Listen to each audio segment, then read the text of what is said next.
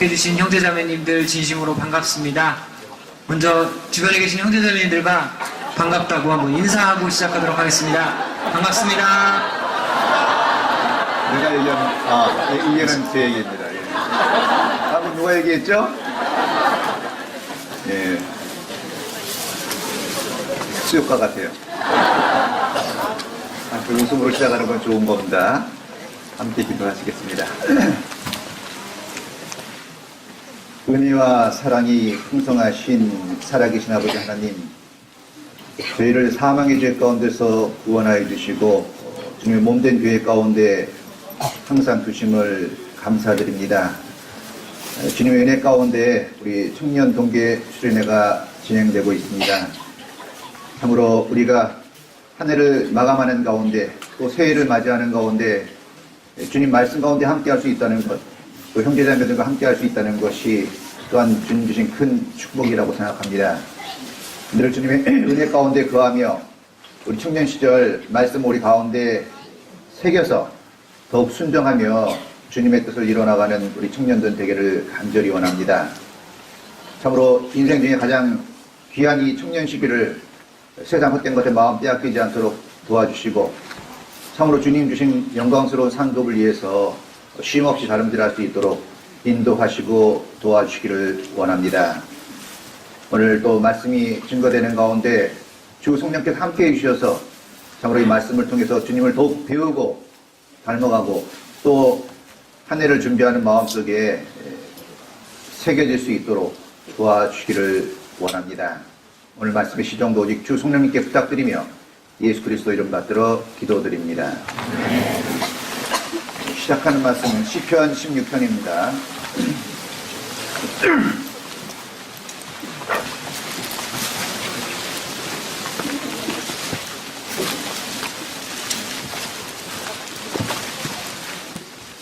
시편 16편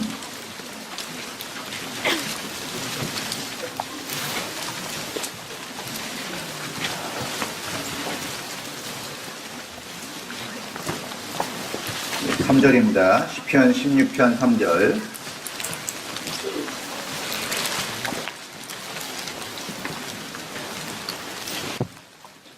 (3절을) 함께 읽겠습니다.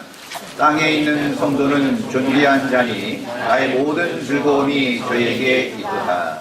예. 반갑습니다.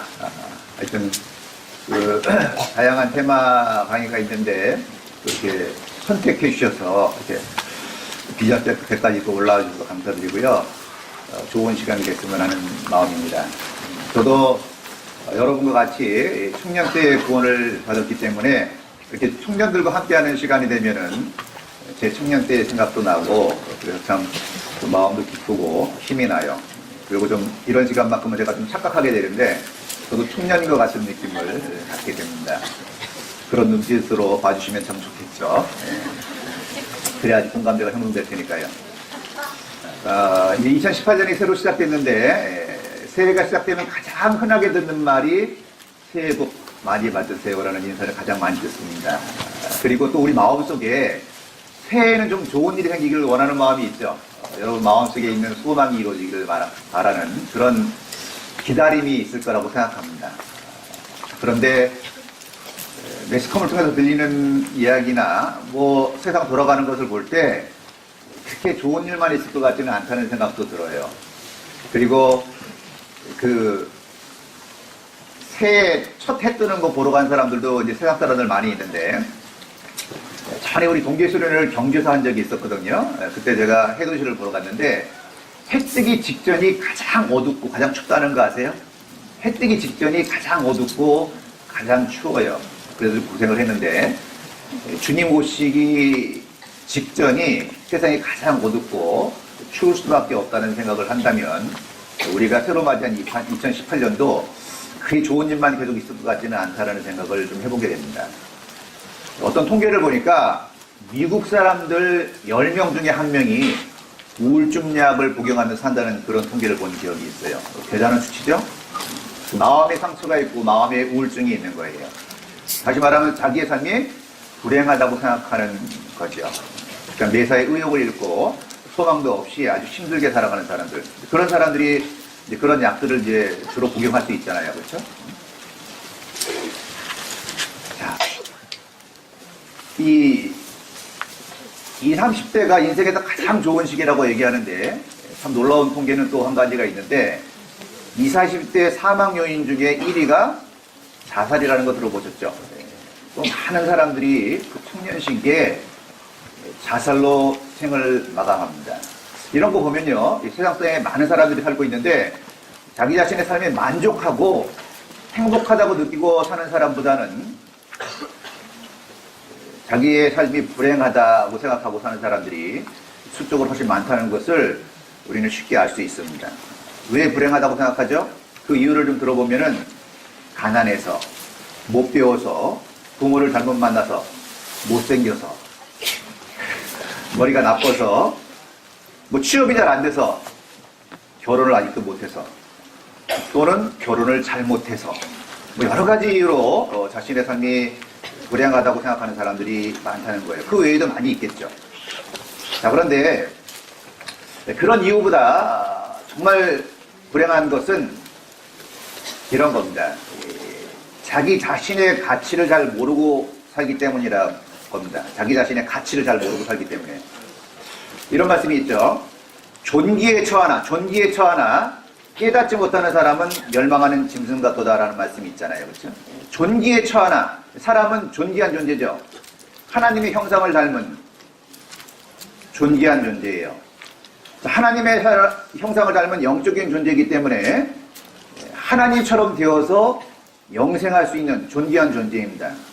그런데 그것을 알지 못하고 우연히 진화된 그 진화의 산물이라고 생각하기 때문에 인생의 가치, 참 진정한 가치를 알지 못하고 오직 육신의 정욕을 쫓아서 살다가 죽으면 영원한 심판이 있잖아요. 그렇죠?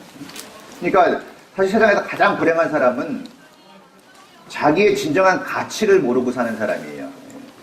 하나님의 형상을 닮은 영적인 존재라는 걸 알지 못하는 거죠. 구원을 받고 영생할 수 있다는 것을 알지 못하는 거예요. 오로지 육신이 전부라고 생각하고 육신만을 위해 살다가 죽는 그들이 정말 불행한 사람이라고 이야기할 수 있는 겁니다. 그러니까 세상에서 먹고 마시고 즐기는 쪽으로 타락하는 삶을 살아가게 되고 짐승 같은 삶을 살게 되는 거예요. 자, 그런데 놀라운 것은 하나님을 모르는 구원받지 못한 사람들만 그런 것이 아니라 구원받은 사람들조차도 하나님 앞에 자신이 얼마나 존귀한 존재인지를 모르고 세상 사람들처럼 별로 가치 없는 인생을 사는 사람도 실제로 있다는 겁니다. 사실요, 온전한 삶을 살기 위해서는 자신의 신분과 자신의 가치를 정확히 아는 것이 중요하거든요. 자신이 왕자라면 왕자라는 신분을 정확히 인식해야지만 왕자다운 삶을 살 수 있을 거예요. 그렇죠? 왕자인데도 불구하고 자기 자신을 인지하지 못한다면 어쩌면 거지 같은 인생으로 삶을 마감할 수도 있는 거잖아요. 그래서 정말 우리가 하나님 앞에 내가 어떤 존재인지를 아는 건 굉장히 중요한 가치가 있는 겁니다. 자, 본문 말씀 다시 보시죠. 시편 16편 3절입니다. 땅에 있는 성도는 존귀한 자니 나의 모든 즐거움이 저희에게 있도다. 자, 땅에 있는 성도는 그랬죠? 이 성도라는 의미는 거룩한 용도를 위해서 따로 구별해 놓다는 그런 의미를 가지고 있거든요.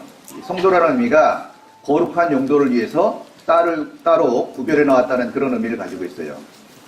그러니까 하나님께서는 특별한 목적을 가지고 세상에서 부르셔서 거룩하게 구별해 놓은 무리를 성도라고 말씀하고 있는 겁니다. 당연히 구원받은 사람을 말하는 거죠. 그래서 지금은 비록 이 땅에 살고 있지만 그 성도들은 하늘의 소망을 두고 살아가고 있고 세상에서 구별된 존재라는 것을 말씀하고 있는 거예요.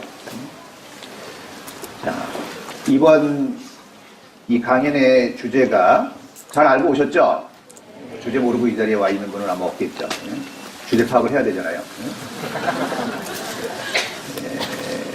그리스도의 존귀함과 역할, 이 큰 제목이고요. 이 소재로는 세부 내용으로는 그리스도인이 왜 열등감과 비교의식이 있는가, 마음의 상처는 어떻게 치유하는가 이런 이제 주제가 있어요. 여러분 어떤 데 관심 있어서 오셨어요? 존귀함, 열등감, 상처. 제 생각에는 상처 쪽에 관심이 많지 않을까라는 생각이 들어요. 왜냐면 신앙생활 하면서 상처를 많이 받거든요. 그렇죠? 그 상처 때문에 지금도 힘들어하는 분이 있을 수 있고, 그 상처가 지워졌다 하더라도 또 앞으로 받을 수 있는 상처가 있거든요. 그리고 또 뭐예요? 내가 상처를 주기도 하거든요. 그런 거에서 좀 자유롭고 싶다는 마음이 좀 있어서 오지 않았나라는 생각을 좀 해봅니다. 자, 그런데 큰 제목은 그리스도인의 존귀함과 역할이라는 제목을 받았는데요. 이 존귀의 사전적인 의미는 지위나 신분이 높고 귀하다는 의미를 가지고 있습니다. 그런데 성경에서는 어떻게 쓰이고 있냐면 지도자나 귀인이나 귀족이나 영광스럽다, 중요한 자다, 탁월한 자다, 영광스러운 자다. 이런 의미로 이 존귀라는 말이 이제 쓰여지고 있거든요. 그래서 이 참 아름답고 멋진 말이잖아요, 그렇죠? 성도는 존귀한 자니. 그래서 그 의미를 정확하게 알고 신앙생활하는 것이 참으로 중요하다는 겁니다. 자, 이 시편 16편 3절 말씀은 1차적으로는 이 다윗이 이스라엘 백성을 향해서 말하고 있는 겁니다. 1차적으로는. 그렇지만 하나님께서 다윗을 빙자해서 구원받은 성도들을 향해서 말씀하고 있는 거죠. 자, 우리는 원래는 존귀한 사람이 아니었죠. 우리는 하물며 벌레인 사람 구더기 인생이라고 말씀하고 있죠. 벌레와 구더기를 존귀하다고 얘기하는 사람은 없잖아요. 그렇죠? 벌레와 구더기는 존귀한 존재가 아니에요. 우리는 구원받기 전에 벌레인 사람 구더기 인생이었습니다. 아무런 소망도 가치도 모르고 하루하루 하루살이처럼 벌레같이 살다가 덧없이 죽어가는 인생이었어요. 이 벌레와 구더기는요, 어둡고 더러운 곳을 좋아하잖아요. 그렇죠? 그와 같이 우리도 그런 죄악된 성품이 있었죠. 어두운 죄 가운데 거하면서 더러운 곳을 더러운 줄도 모르고 그 가운데 살았던 거예요. 그래서 에베소서에 이런 말씀이 있어요. 저희가 감각 없는 자 되어 자신을 방탕에 방임하여 모든 더러운 것을 욕심으로 행하되. 저희가 감각 없는 자 되어 그랬죠? 그러니까 이게 더러운 것도 계속 있으면 더러운 걸 못 느끼도록 되어 있어요. 그렇죠? 여러분 재래식 화장실 들어가 볼 기회가 별로 없겠지만 재래식 화장실 들어가 보면요, 처음에 좀 더럽다고 느껴지지만 조금 있으면 편안함도 느껴지고, 특히 처음에는 냄새가 많이 나지만 코는 동일한 냄새를 계속적으로 맡을 수가 없어요. 그래서 금방 코가 마취가 되기 때문에 냄새도 못 느끼거든요. 이 죄라는 게 그런 게 있습니다. 처음에 어떤 죄를 할 때는 양심에 어떤 가책이 오고 어려움이 오는데 그 죄를 반복해서 짓다 보면은 거기 중독돼가지고 죄책감 자체가 일어나지 않는 거예요. 그래서 세상 사람들이 정말 죄악 가운데 물들어 있으면서도 죄라는 걸 못 느끼잖아요. 하루 종일 욕하고 쌍소리하며 살면서도요, 전혀 마음의 문제를 느끼지 않거든요. 왜 그래요? 그냥 거기에 물들어 있기 때문에 감각이 사라진 거예요. 그래서 우리도 구원받기 전에는요, 그런 죄악 가운데 어두운 가운데 있었기 때문에 감각이 둔해져서 죄책감도 사라지고 선악에 대한 기준도 사라진 거죠. 부끄러운 줄도 모르고 방탕한 생활 가운데 끝없는 욕심으로 살아갔던 것이 사실이잖아요. 자, 그러던 중에 예수님을 만남으로 깨끗하게 죄 씻음을 받고 구원을 받은 거예요. 그 옛날 그 문득병을 단번에 고치신 주님께서 그리고 우리의 문득병 같은 죄를 주님의 보혈로 깨끗이 씻어주셨잖아요. 벌레만도 못한 우리를 주님의 신부 삼아주신 거예요.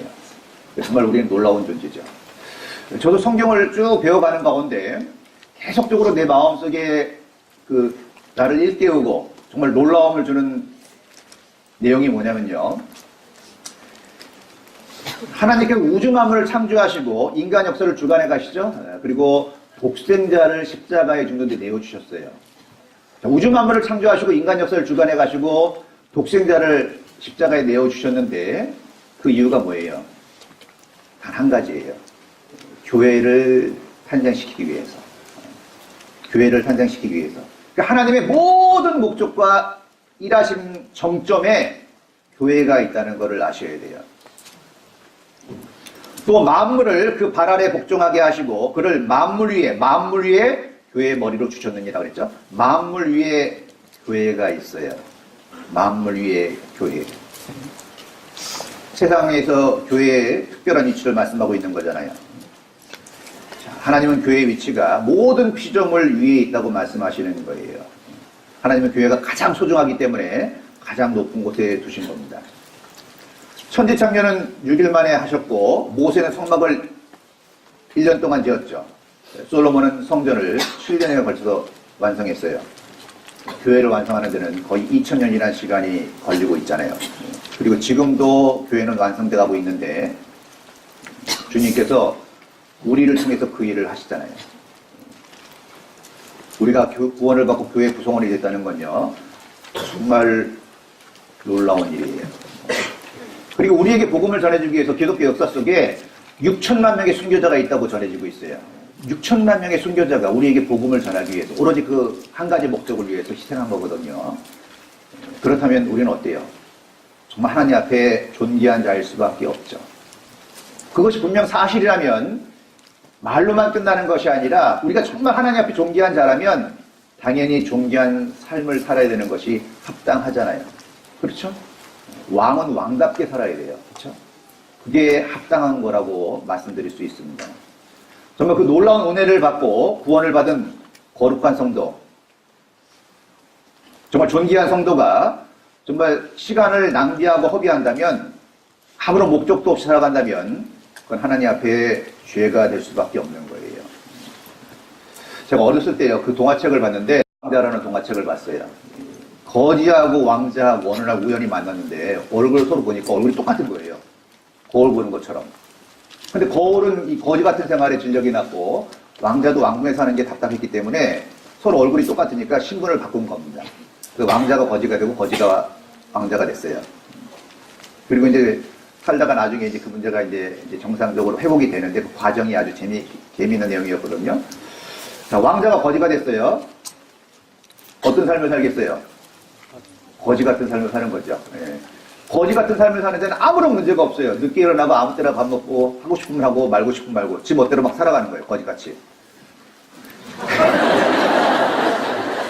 그런데 거지가 왕자가 된다면은요, 이 삶이 보통이 아닌 거예요. 겉으로 보기엔 좋아 보이는데 왕자의 삶은 왕자다워야 되잖아요. 아침 일찍 일어나야 되고 공부해야 되고 그 왕궁의 법도에 따라서 살아가야 되는데 보통 힘든 게 아니에요. 그러니까 거지는 빨리 그 왕자가 된 거지는 빨리 거지로 돌아가고 싶어 했고 왕자였다가 거지가 된 그 사람도 빨리 왕자로 돌아가고 싶은 마음이 생겼겠죠. 근데 중요한 것은 거지가 왕자 된다의 삶은요, 거지처럼 살 수 없다는 겁니다. 왕자답게 살아야죠. 법도가 있다는 거예요. 그렇죠? 우리도 마찬가지예요. 구원받기 전에 정말 거지 같은 삶을 살았다 할지라도 구원받았잖아요. 그렇죠? 왕 같은 제사장이 됐다고 말씀하고 있는데 분명히 율법에 대한 해방됐지만 그리스도의 율법이 있거든요. 사랑의 법 아래 들어왔는데 분명히 법이 있는 거예요. 교회 안에 질서가 있고 그 안에 우리가 마땅히 해야 될 일들이 실제로 있잖아요. 어떤 사람은요, 구원받고 해방됐다고 그래가지고 자유를 얘기하는데 그 방종을 말하는 건 아닙니다. 분명히 말씀 안에서, 법 안에서의 자유가 허용되어 있는 거거든요. 그 안에서, 테두리 안에서. 그래서 여호와께서 사람의 걸음을 정하시고 그 걸음을 기뻐하시나니 그랬죠? 자, 여호와께서 사람의 걸음을 정하시고 그 길을 기뻐하신다 그랬어요. 하나님께서는요, 구원받은 사람이 마땅히 가야 될 길이 있다고 말씀하고 있죠? 두 가지라고 얘기할 수 있어요. 구원받은 그리스도인이 일반적으로 보편적으로 가야 될 길이 있어요. 교제에 참석하고 전도하고 봉사하고 기도하고 어떤 이런 보편적으로 다 가야 될 길이 있는가 하면 또 각자의 길이 분명히 있거든요. 각자의 길이 있어요. 나의 달려갈 길과 그랬잖아요. 그래서 내가 너의 갈 길을 가르쳐 보이고 너를 주목하여 훈계하리로다 그랬죠. 그러니까 우리는 구원을 받은 이후에 자기 마음대로 사는 것이 아니라 하나님께서 분명히 특정한 목적을 가지고 우리 한 사람 한 사람 부르신 거예요. 그리고 여러분이 그 길을 가는지 안 가는지를 하나님은 관심을 가지고 주목하시고 보고 있고 때로는 훈계하시고 교육하셔요. 이스라엘 백성도 출애굽한 후에 광야가 기다리고 있었죠. 그리고 광야에서 자기 멋대로의 삶을 산 것이 아니라 분명히 뭐가 있었어요? 불과 구름 기둥이 있었고 그들을 인도했잖아요. 그 길이 비록 광야였고 고통이 있고 불뱀이 있고 고난이 있었지만 분명한 건 뭐죠? 그 불과 구름 기둥을 끝까지 쫓아갔을 때 그게 늘 반복되는 삶 같았지만 그 광야에서 뱅뱅 돌았잖아요. 그렇죠? 반복되는 삶 같았지만 어때요? 결국 40년이 지난 후에 가나안 땅에 도착할 수 있었잖아요. 그렇죠? 또 우리 신앙생활도 그런 부분이 있어요. 늘 주일날, 수요일날 같은 모임을 하는 것 같지만 어때요? 분명한 성령의 인도하심이 있고 결국 주님 오시는 날 주님 앞에 서게 되는 거잖아요. 그래서 우리 청년의 때는요. 귀 있는 자는 성령이 교회들에게 하시는 말씀을 들을지어다 말씀하고 있듯이 주님의 인도하심에 귀를 기울이는 것이 필요해요. 네, 하나님은 분명한 목적을 가지고 부르셨고 훈계하시고 지도하시거든요. 그래서 이 동계수련회 와서 이렇게 말씀으로 한 해를 시작한다는 건 참으로 가치가 있는 겁니다. 사도행전 1장입니다.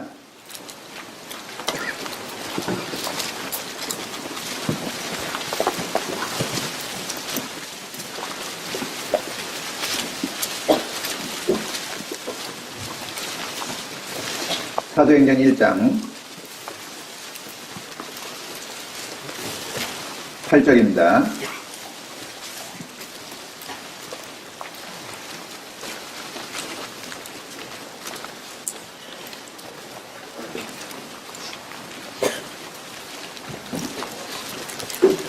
일장 8절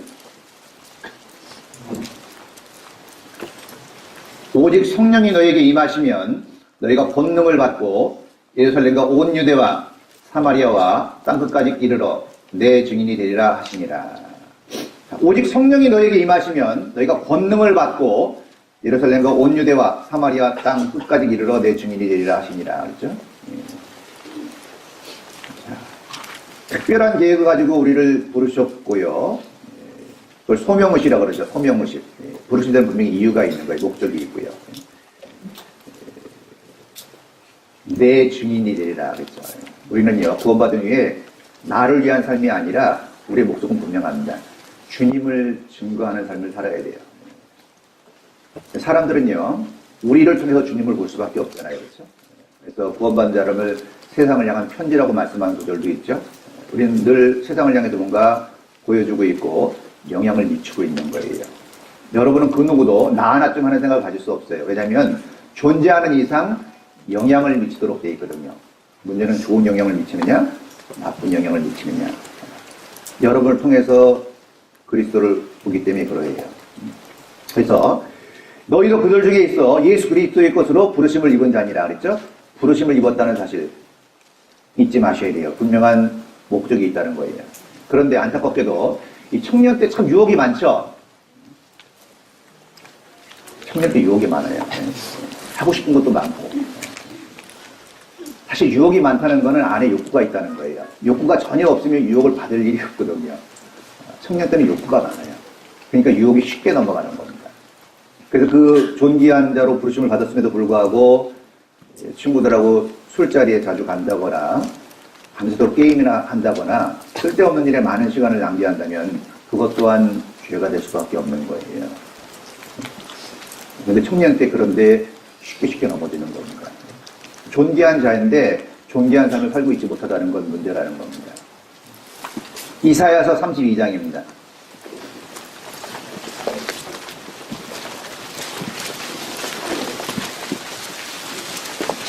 이사야서 32장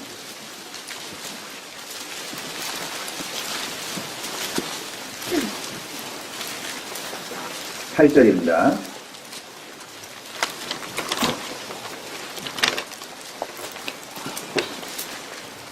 32장 8절 함께 읽겠습니다. 고명한 자는 고명한 일을 고모하나니 그는 항상 고명한 일에 서리라. 고명한 자는 고명한 일을 고모하나니 그는 항상 고명한 일에 서리라. 이 고명한 자는 존귀한 자를 말하고 있거든요. 다른 번역에 보면은 존귀한 자는 존귀한 일을 계획하나니 그는 항상 존귀한 일에 서리라 했어요. 고명한 자나 존귀한 자는 동일한 의미예요. 존귀한 자는 존귀한 일을 계획하나니 그랬죠. 너무나 지극히 당연한 거잖아요. 그래서 존귀하다면요 분명히 그 하는 일이 존귀한 일을 해야 되는 거예요. 그게 어떤 일이겠어요? 자, 그가 우리를 대신하여 자신을 주심은 모든 불법에서 우리를 구속하시고 우리를 깨끗하게 하사 선한 일에 열심하는 친백성이 되게 하려 하십니다. 그렇죠? 선한 일에 열심하는 친백성이 되게 하려 하십니다. 그러니까 중요한 건 뭐죠? 우리를 부르신 목적이 뭐예요? 선한 일에 열심하는 친백성이 되게 하려 하십니다. 그렇죠? 선한 일. 어떤 게 선한 일이에요? 죄로 말미암아 지옥 가는 인생을 건지는 것보다 선한 일은 존재할 수 없잖아요. 우리는 뒤로 물러가 침례에 빠질 자가 아니요 오직 영혼을 구원함에 이르는 믿음을 가진 자니라. 정말 놀라운 말씀이죠. 영혼을 구원할 수 있는 믿음이 우리에게 있어요. 그것보다 존귀한 일은 없을 거예요. 세상에서도 존귀한 일을 하는 사람들이 있죠. 의사들은 참 그 존중을 받잖아요. 그렇죠? 죽어가는 생명을 건지기 때문에 그러한 거예요.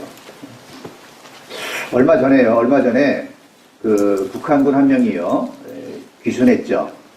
그런 과정에서 총을 맞았어요. 그렇죠? 총을 수발을 맞았는데 그 아주대학병원 이종국 교수가 그 사람 살렸잖아요. 그래서 이제 사람들이 칭송을 많이 받았는데 그때 나온 얘기가 기생충 얘기가 좀 나왔죠. 그래서 너무나 많은 기생충이 나왔다라는 얘기를 하는 바람에 어떤 사람들이 공격을 좀 받았어요. 그렇죠? 그래서 그분이 이제 나와가지고 그 말로 말미암아 상처를 받았다라는 얘기를 들은 기억이 있습니다. 그러니까 정말 그 사람 생명을 살리는 위대한 일을 하면서도 또 한편으로는 또 비난을 받는 일이 있었고 상처받았다는 얘기를 했잖아요. 이 세상에서도요, 그 존귀한 일을 하면서도 비난받고 상처받는 일이 있는데 우리도 동일합니다. 영혼을 건지는 일을 하면서 세상으로부터 비난을 받거나 어려운 일에 처하게 되고 그거로 말미암아 상처를 받을 때가 실제로 있다는 거예요. 그래서 여러분 전도하고 싶은 마음은 많이 있는데 전도에 큰 장애가 되는 일 중에 하나가 뭐냐면 전도를 하다가 되려 상처를 받을까봐 그런 마음이 좀 있죠.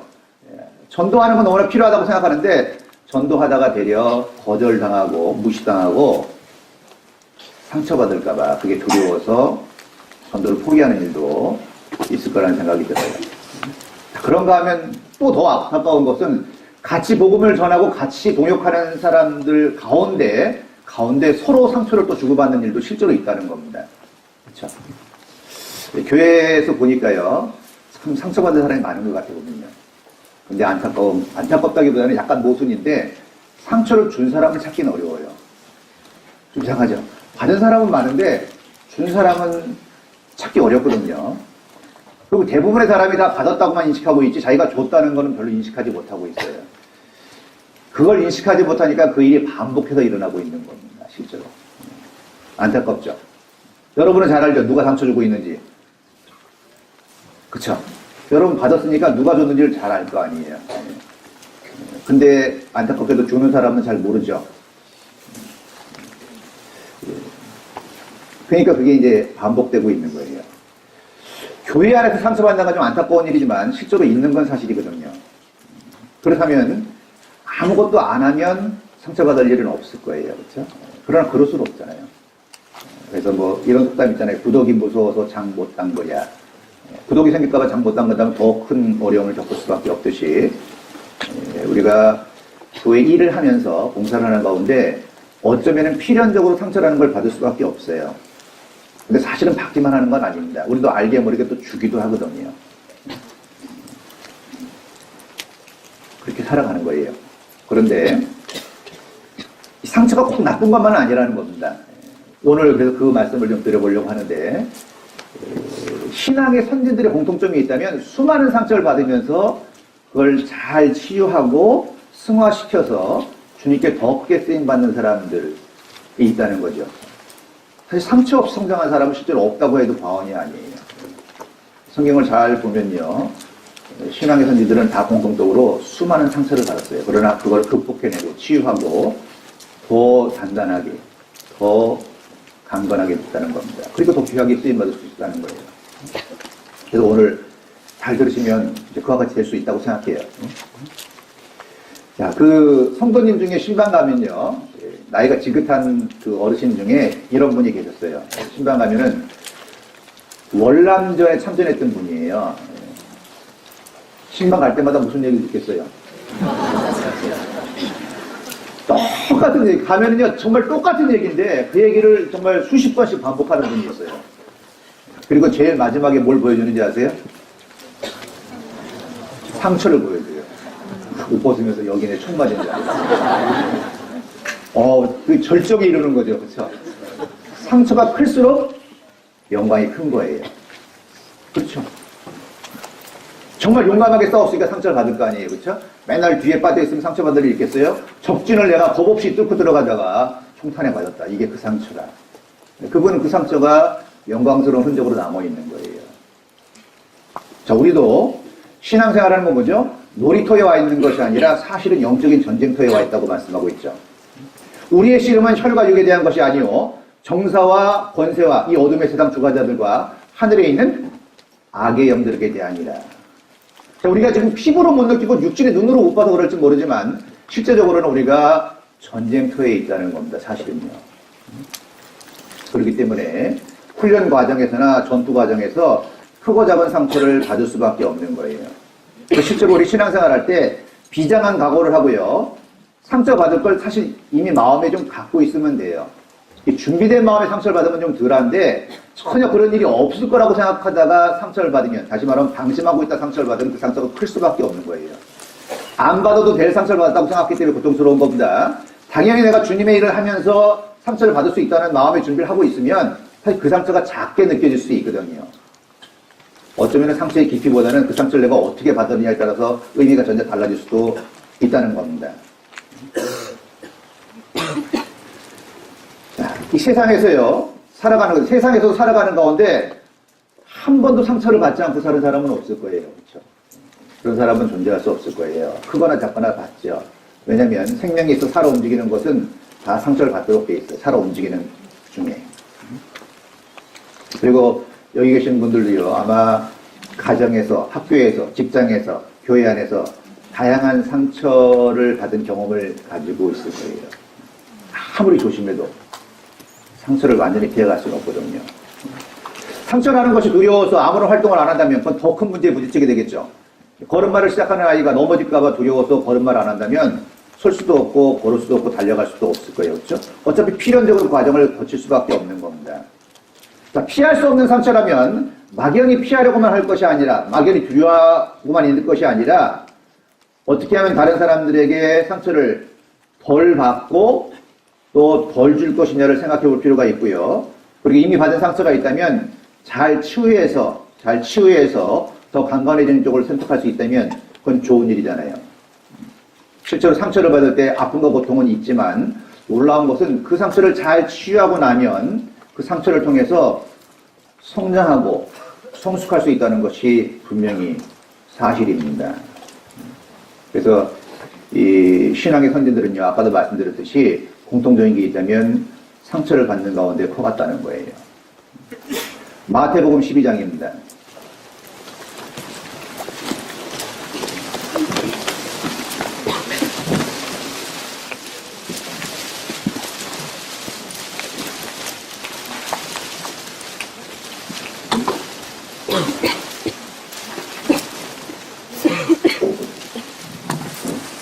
(20절입니다) 마태복음 12장 20절.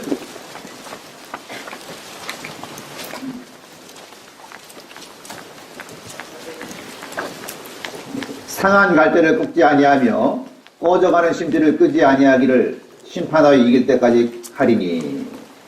여기 보시면 상한 갈대를 꺾지 아니하며 꺼져가는 심지를 끄지 아니하기를 심판하여 이길 때까지 가리니 그랬죠. 상한 갈대. 이 인생을 상한 갈대라고 말씀하고 있는 겁니다. 이 갈대 한 존재죠. 약한데 거기다가 이 꺾였어요. 이 상처까지 입었다는 거예요. 그래서 그 인생을 상한 갈대, 꺼져가는 심지로 비유하고 있는 겁니다. 그렇죠? 갈대의 특성은 약하기 때문에요. 상처를 쉽게 받을 수 있어요. 쉽게 받을 수 있죠. 그래서 이 성경에서 말하고 있는 상한 갈대의 의미는요, 죄악으로 인해 상처받고 더러워진 영혼을 가리키고 있는 겁니다. 정말 그 보잘것없고 가치 없는 상한 갈대, 그냥 두면 죽을 수밖에 없는 그 상한 갈대를 주님은 어여삐 여기시고 이 땅에 오셔서 새로운 생명을 주셨잖아요. 그렇죠? 우리를 구원해 주셨어요. 그렇죠? 그래서 주님의 마음은요, 그 상한 갈대 주셔도 꺾지 아니하고 그 보존하기를 원하시고 생명 주기를 원하시는 거예요. 우리가 구원받기 전에요, 열등감이나 이 열등감 가운데 고통받거나 가까운 사람으로부터의 배신을 당했을 때, 가까운 사람을 잃었을 때, 또 버림당했을 때, 여러 가지 일 속에서 상처를 받잖아요. 그렇죠? 그리고 또 자신의 죄로 말미암아 받는 상처도 있거든요. 스스로의 죄로 말미암아 고통하는 경우도 있잖아요. 그렇죠? 그 넘어가지 않을 유혹에 넘어가기도 하고, 잘못된 선택을 하기도 하고, 분명히 이것이 아닌데도 불구하고 거기 끌려가는 자신의 모습을 볼 때도 있죠. 여러 가지 다양한 환경 속에서, 다양한 상황 속에서 스스로 상처받기도 하는 겁니다. 결국 그 모든 것의 근원은 뭐죠? 죄로 말미암아 온 상처예요. 그래서 이스라엘 사람들이 범죄했을 때 온몸에 병들었다는 말씀을 하고 있잖아요. 그렇죠? 누가복음 10장입니다.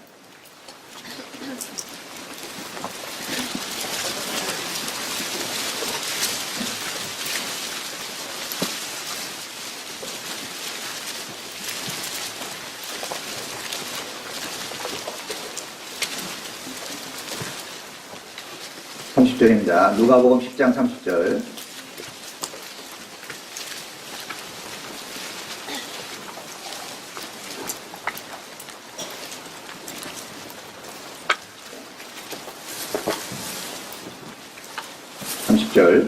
예수께서 대답하여 가라사대 어떤 사람이 예루살렘에서 여리고로 내려가다가 강도를 만나매 강도들이 그 옷을 벗기고 때려 거반 죽은 것을 버리고 갔더라.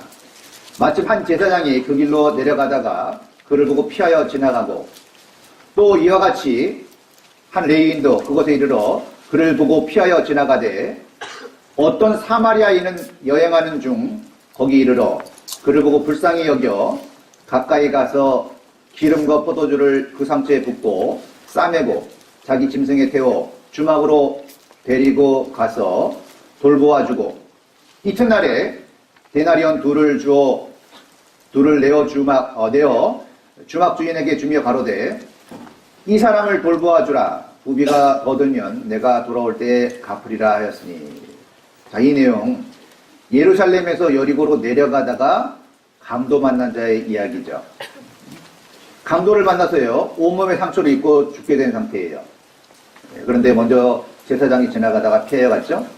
그 다음에 레위인이 지나가다가 피하여 갔어요. 이건 뭐예요? 이 제사장은 종교를 상징하잖아요. 그렇죠? 이 종교가 그를 구원해 줄 수 없었고요. 이 레위인은 아주 부지런한 열심을 의미하거든요. 자기의 열심이 자기를 구원할 수 없었어요. 그렇죠? 그런데 지나가던 사마리아인 물론 예수님을 말씀하고 있죠. 그가 그 강도 만난 자를 불쌍히 여겨서 어때요? 기름과 포도주로 상처에 묻고 싸매고 치유해 주는 가운데 주막에 들려서 주막에 그를 맡기잖아요. 그렇죠? 그리고 다시 오겠다는 약속을 하고 갑니다. 자, 이건 우리 얘기를 하고 있는 거잖아요. 그렇죠? 강도 만난 자가 누구예요? 우리 자신이었죠. 우리 자신이었어요. 그렇죠? 우리는 강도 만나 죽게 된 자와 같이 공중거제 잡은 마귀의 권세 밑에서 죄로 말미암아 고통받는 가운데 죽어가는 인생이었잖아요.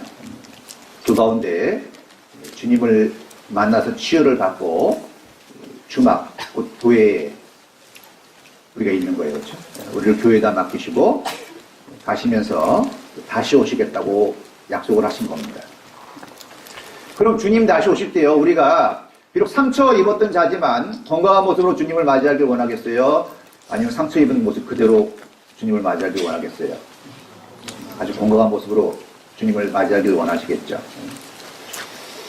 주님은 분명히 그렇게 원하실 텐데, 문제는 우리가 주막, 곧 교회 안에 있으면서도 이제 육신의 기질이 아직 남아 있어가지고요, 다른 사람들에게 상처를 주기도 하고 또 받기도 한다는 거예요. 되게 안타까운 일이죠.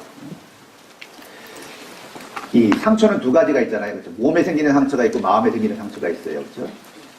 몸에 생기는 상처 때문에 궁금해서 여기 온 분은 없겠죠. 그거는 병원으로 갔어야 되고요. 주로 여기서 다루려고 하는 건 이제 마음의 상처인데, 이 마음의 상처도 이 과정이나 메커니즘을 보면은 육신의 상처와 비슷한 과정을 거쳐서 상처가 생기도록 되어 있어요. 그래서 이렇게 분리해 보면은 좀 이해가 쉬운데요. 육신의 상처가 어떻게 생기죠? 충격을 받아야 돼요. 그렇죠? 주먹으로 탁 때렸다고 충격을 받죠. 그러면은 손상이 생겨요. 손상이 생겨요. 이빨이 빠지거나 뭐 여기 터지거나 눈이 깨지거나 하여튼 뭐 심각한 손상이 생겨요. 그런데 그 손상받은 거를 잘 치유하면은 괜찮아요. 그런데 그 손상받은 부위를 잘 치유하지 못하면 그게 이제 상처로 남는 겁니다. 상처로 남는 거예요. 마음의 상처도 동일해요. 어떤 말이나 상황 속에서 우리가 충격을 받아요. 그렇죠? 충격을 받죠? 그리고 손상을 입어요. 그게 잘 치유가 되면은 문제가 없는데 그게 잘 치유가 되지 않기 때문에 마음속에 상처로 남고 그걸 우리가 이렇게 표현하죠. 트라우마라고. 그렇죠? 그래서 어떤 A라는 사람한테 상처를 받았잖아요. 그럼 A라는 사람을 자꾸 피하게 되죠. 자기도 모르게 피하고 있어. 그러니까 제가 만약에 어떤 사람이 실수로 상처를 줬다, 교회 안에서. 저희가 상처 줄 수도 있잖아요. 그렇죠? 고의적이지 않게 상처를 줬어요. 그러면 그 사람하고 만나기가 어려워. 나중에 시간이 지나서 생각해보면 본 기억이 없어, 별로. 교회는 나오는데. 왜 그렇겠어요? 절 피해 다니는 거예요. 사람은 그 상처를 한번 받으면 트라우마가 생기기 때문에, 마음에 트라우마가 생기기 때문에 피하는 거예요. 그런 상황을. 다시 반복하고 싶지 않은 거죠.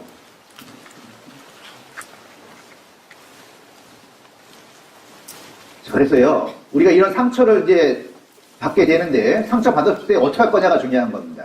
그래서 말씀드린 것처럼 충격이 있고, 손상을 입고, 이제 상처가 되는데, 그냥 상처라는 말이 또 통칭해서 쓰기도 해요. 그죠? 충격만 받아도 상처라고 그러죠. 손상을 입어도 상처라고 그러고, 상처가 남아도 상처라고 그러는데, 그냥 통칭해서 상처라고 쓰기도 합니다. 어쨌든 그런 메커니즘으로 이루어져 있는데, 이런 상처를 받았을 때, 이런 거죠. 그냥 상처를 방치하고, 에휴, 될 대로 되라. 이렇게 살아갈 수도 있고, 아니면 이런 사람도 있죠. 받은 만큼 돌려주리. 그런 앙심이 생길 수 있어요. 그래서 실제로 상처받은 사람들의 특징은 상처받은 얘기를 딴 데 가서 하죠. 위로받기도 하면서 어떤 얘기를 하죠? 상처 준 사람에 대해서 좀 비난하는 경우들이 있잖아요. 상처 준 사람에 대해서 좋은 얘기 해요? 여러분 다 실사를 가지고 있잖아요. 그렇죠? 대부분 상처받은 얘기를 하면서 그 대상자에게 동의를 구하고, 그리고 상처 준 사람을 약간 비난하려고 그런 생각이 있죠. 그러니까 약간의 앙심을 품는 거예요. 기회가 온다면 배가 부르겠다. 곱하기 2로. 이런 생각을 할 수 있죠. 그런가 하면 이제 받은 상처를 잘 치유하자, 승화시켜보자 라고 생각할 수도 있다는 거예요. 그 세 가지 케이스 중에 하나가 될 거예요. 방치할 건지, 갚아주려고 계획하든지, 아니면은 치유를 해서 더 강건해지든지. 이 뼈가 한번 부러진 다음에 다시 붙으면 더 강해진다는 거 아세요? 뼈가 부러질 뼈가 다시 붙으면 더 강해집니다. 같이 상처를 잘 치료하면 더 강해질 수 있다는 거예요. 근데 우리가 어떤 충격을 받았어요. 뭐 손상을 입었습니다. 그때 제일 먼저 생각해야 될 것이 있다면 이겁니다. 역지사지란 말 들어보셨죠? 먼저는 이게 중요하다고 생각해요. 서로의 입장을 바꿔 생각하는 거예요. 처지를 바꿔 생각하는 거예요. 근데 저도 마찬가지예요. 저도 원치 않게 주는 상처도 사실 있어요. 저는 그 교회 학교에서 봉사했는데, 저 인형극이나 연극 같은 걸 좋아했거든요. 인형극 같은 거 연출을 많이 했는데, 인형극을 연출할 때 이제 막 조정을 하잖아요. 그럼 저는 인형밖에 안 보여요. 밑에 누가 있는지 잘 모르거든요. 그럼 인형을 보고 제가 뭐라고 얘기하죠? A라는 인형 똑바로 하세요. 이제 뭐 이야기 하잖아요. 근데 그 인형은 전혀 듣지 못하는데 인형을 조정하는 사람이 다 듣고 있거든요. 그래서 인형에 대해서 얘기했는데 상처는 밑에 있는 사람이 받잖아요. 이런 경우도 있어요. 전에 교회학교 때인데 그것도 이제 분반 수업 시간에 수습강 있죠. 수습강으로 탑을 만들자고 얘기했어요. 탑을 한번 만들어보자.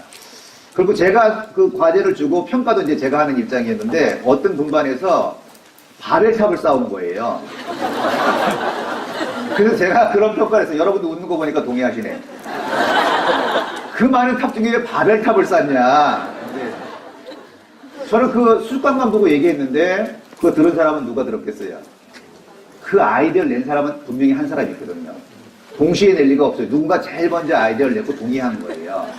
제일 부담받는 사람이 누구죠? 그걸 나중에 들었어요. 그 사람이 또 얘기한 거예요. 여기저기다가. 예. 훔쳐가다가. 그러니까 이제 저한테 어느 분이 조심하라고. 그러니까 원튼 원치 않든 상처를 주기도 하고 받기도 하는 거예요. 그런데 가장 중요한 건 뭐죠? 입장을 바꿔놓으면은 평가할 때는 그럴 수 있고 평가할 때 그럴 수 있어 사실요. 냉정하게 평가하다 보니까. 근데 또 그 자매님이 상처받았다는 얘기를 들을 때 저도 생각해 보니까 아 내가 그 입장이 돼도 내가 그런 아이디어를 냈어도 상처를 받았을 거고 내가 인형을 조정하다 그 얘기를 들었어도 내가 상처를 받았겠다는 생각을 쉽게 할 수 있었거든요. 그러니까 먼저 할 것은 뭐냐면 입장을 바꿔놓으면은 사실 대부분의 문제가 해결될 가능성이 상당히 있어요. 그래서 그게 먼저 중요하고 두 번째는요. 자기의 과실이나 자기의 문제를 사람이 잘 못 본다는 거예요. 그러니까 상처를 받았지만 상처를 준 사람에게 상처를 받을 만한 원인 제공자가 나일 가능성이 또 상당히 있다는 겁니다. 마태복음 7장입니다.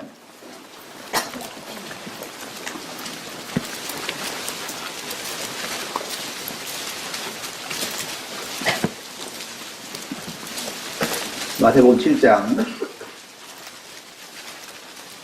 3절입니다.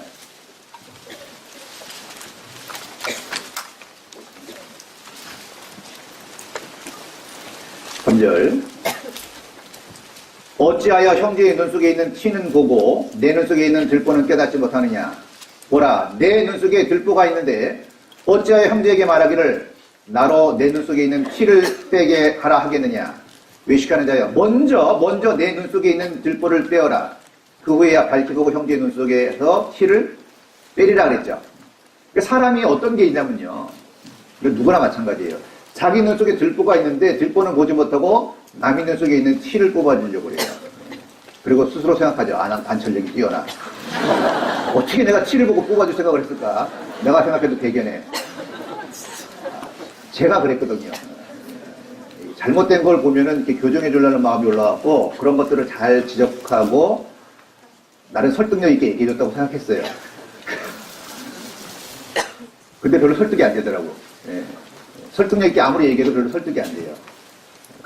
나중에 좀 시간이 지나면서 알게 됐는데 아, 내 눈 속에 들보가 있다는 것도 알게 됐어요. 예.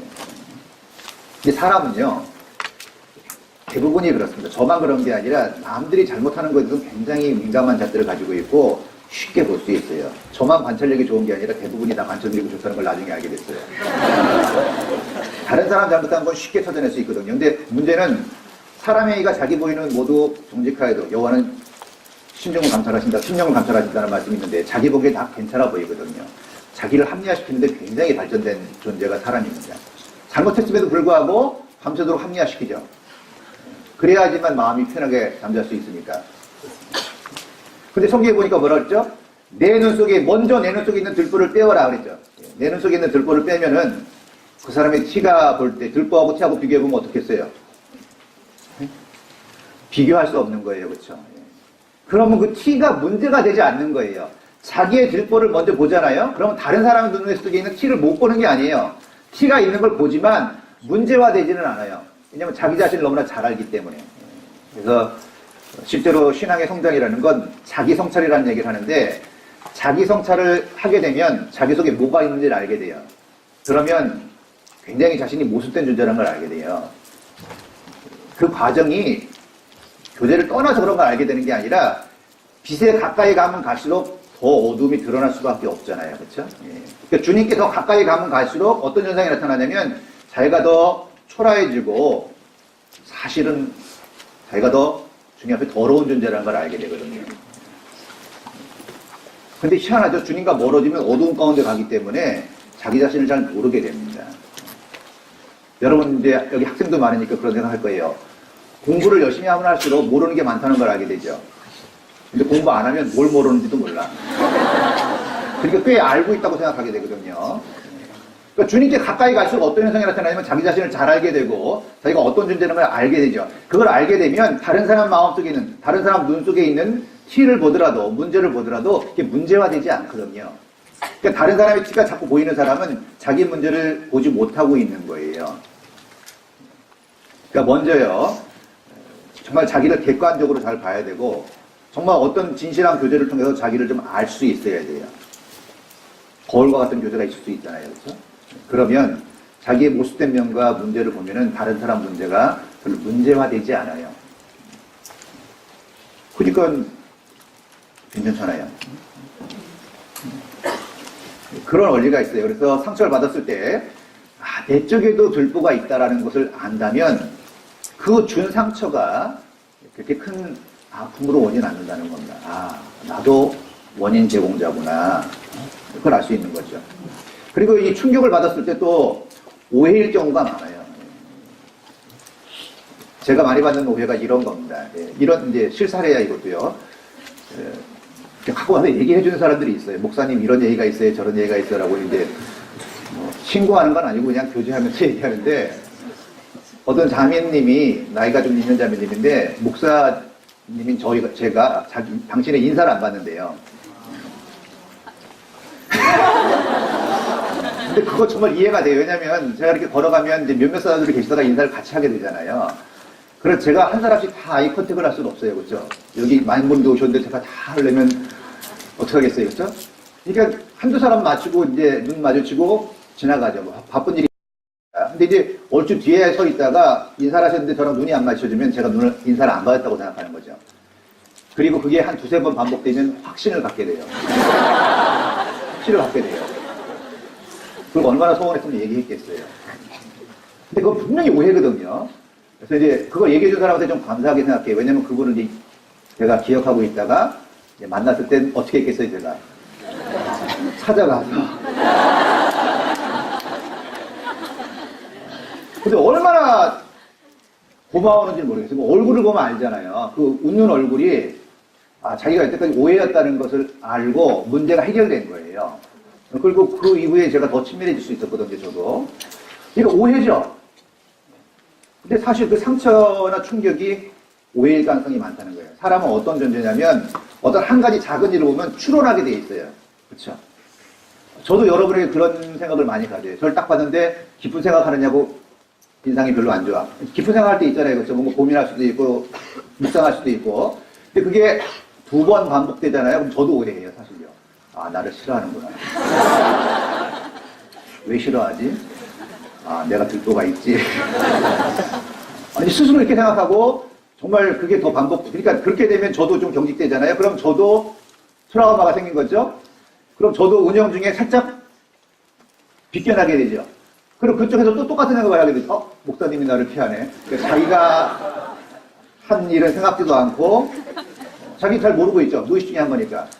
그러니까 이게요, 교제하는 가운데 그런 상황들이 온다는 거예요. 그래서 우리가 충격을 받고 손상을 입고 상처를 입었다고 생각할 때 먼저는 입장을 바꿔놓고 생각하는 게 일단은 중요해요. 근데 입장을 바꾸려면 사실 좀 연륜이 있어야 돼. 연륜이 있어야 된다는 건 뭐냐면 그 입장들을 다 섭렵해 봐야지만 이해가 되지 전혀 이해 못할 수도 있어요. 그러니까 여러분은 제 입장을 잘 이해하지 못할 거예요. 그쵸? 아무리 이해하는 척해도 아니에요. 근데 저는 여러분을 좀 이해하기가 쉬워요. 왜냐하면 저는 여러분 세대를 살았거든요. 물론 그때랑 지금이랑 다르다고 얘기하겠지만 본질은 비슷해요. 본질은 비슷해요. 인간의 본성이 바뀌진 않거든요. 진짜로. 그래서요. 이제 그런 생각들을 해보면 사실은 어느 정도는 문제가 해결될 수 있습니다. 그런데 이제 그렇지 않을 경우도 있죠. 이유 없이 지속적으로 날 미워하거나 고의적으로 한다면 그건 또 심각한 문제가 될 수밖에 없어요. 그렇죠? 예레미야 8장입니다.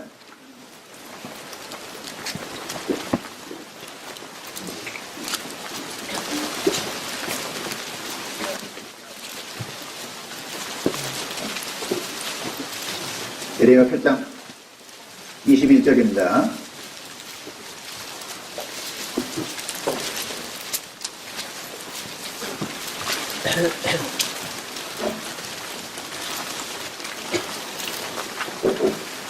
좀 덥죠? 가운데는 덥고 옆에는 추워요. 한쪽이 상처를 받아야 돼요. 양쪽일 수도 있겠네요, 그렇죠? 네. 약간 환기를 시켜주셔야 될 것 같아요. 저도 더워요, 사실 조금. 8장 21절. 딸 내 백성이 상하였으므로 나도 상하여 슬퍼하며 놀라움에 잡혔도다. 길르앗에는 유황이 있지 아니한가? 그곳에는 의사가 있지 아니한가? 딸 내 백성이 치료를 받지 못하면 어찌 민고 그랬죠. 자, 하나님께서는요, 길르앗에는 유황이 있지 아니한가 그랬잖아요. 유황도 주셨고 그곳에 의사도 주셨다는 얘기예요. 그러니까 하나님은 병이 있을 거라는 걸 이미 알았죠. 상처가 있을 걸 이미 알았기 때문에 치료할 수 있는 유향과 의사를 주셨어요. 근데 문제는 뭐죠? 길르앗에 가지 아니하면, 그렇죠? 치료를 받고자 하는 마음이 없으면 아무리 그 유향이 있고 좋은 약품이죠. 유향이 있고 의사가 있다 할지라도 본인이 치료받기를 원하지 않으면 치료할 수가 없잖아요. 그렇죠? 그러니까 치료받기를 원하려면요, 먼저 그 문제를 인식할 수 있어야 돼요. 그렇죠? 그러니까 아까 말씀드렸죠. 상처받은 사람은 많은데 상처를 줬다고 생각하는 사람은 적죠. 그러니까 자기 문제를 인식하지 못하니까 치유할 방법이 사실 없는 거예요. 근데 참 그런 분들을 눈에 보더라도 사실 얘기해주긴 쉽지 않아요. 쉽지 않아요. 정말 기도가 필요하겠죠. 자, 근데 우리도 마찬가지예요. 우리도 분명히 하나님께서요, 교회 가운데 치료할 수 있는 방법을 주셨다는 거예요. 치료할 수 있는 방법을 주셨다는 거예요. 그래서 출애굽기도 보면요, 나는 너희를 치유하는 여호와니라 그랬잖아요. 그러니까 하나님은 교제 가운데 두루 행하시면서 우리를 인도해 가시는 가운데 상처받은 자들을 또 치료하는 하나님이시거든요. 그러니까 사실 우리가 상처가 있다면 치료할 수 있는 길이 교회 가운데 사실 있는 겁니다. 근데 문제는 뭐죠? 자기 상처를 정확하게 인지하지 못하거나 아니면 치료받고자 하는 마음이 없거나 그 방법을 잘 모르는 거예요. 어떻게 치료받을 수 있겠어요? 에베소서 4장입니다.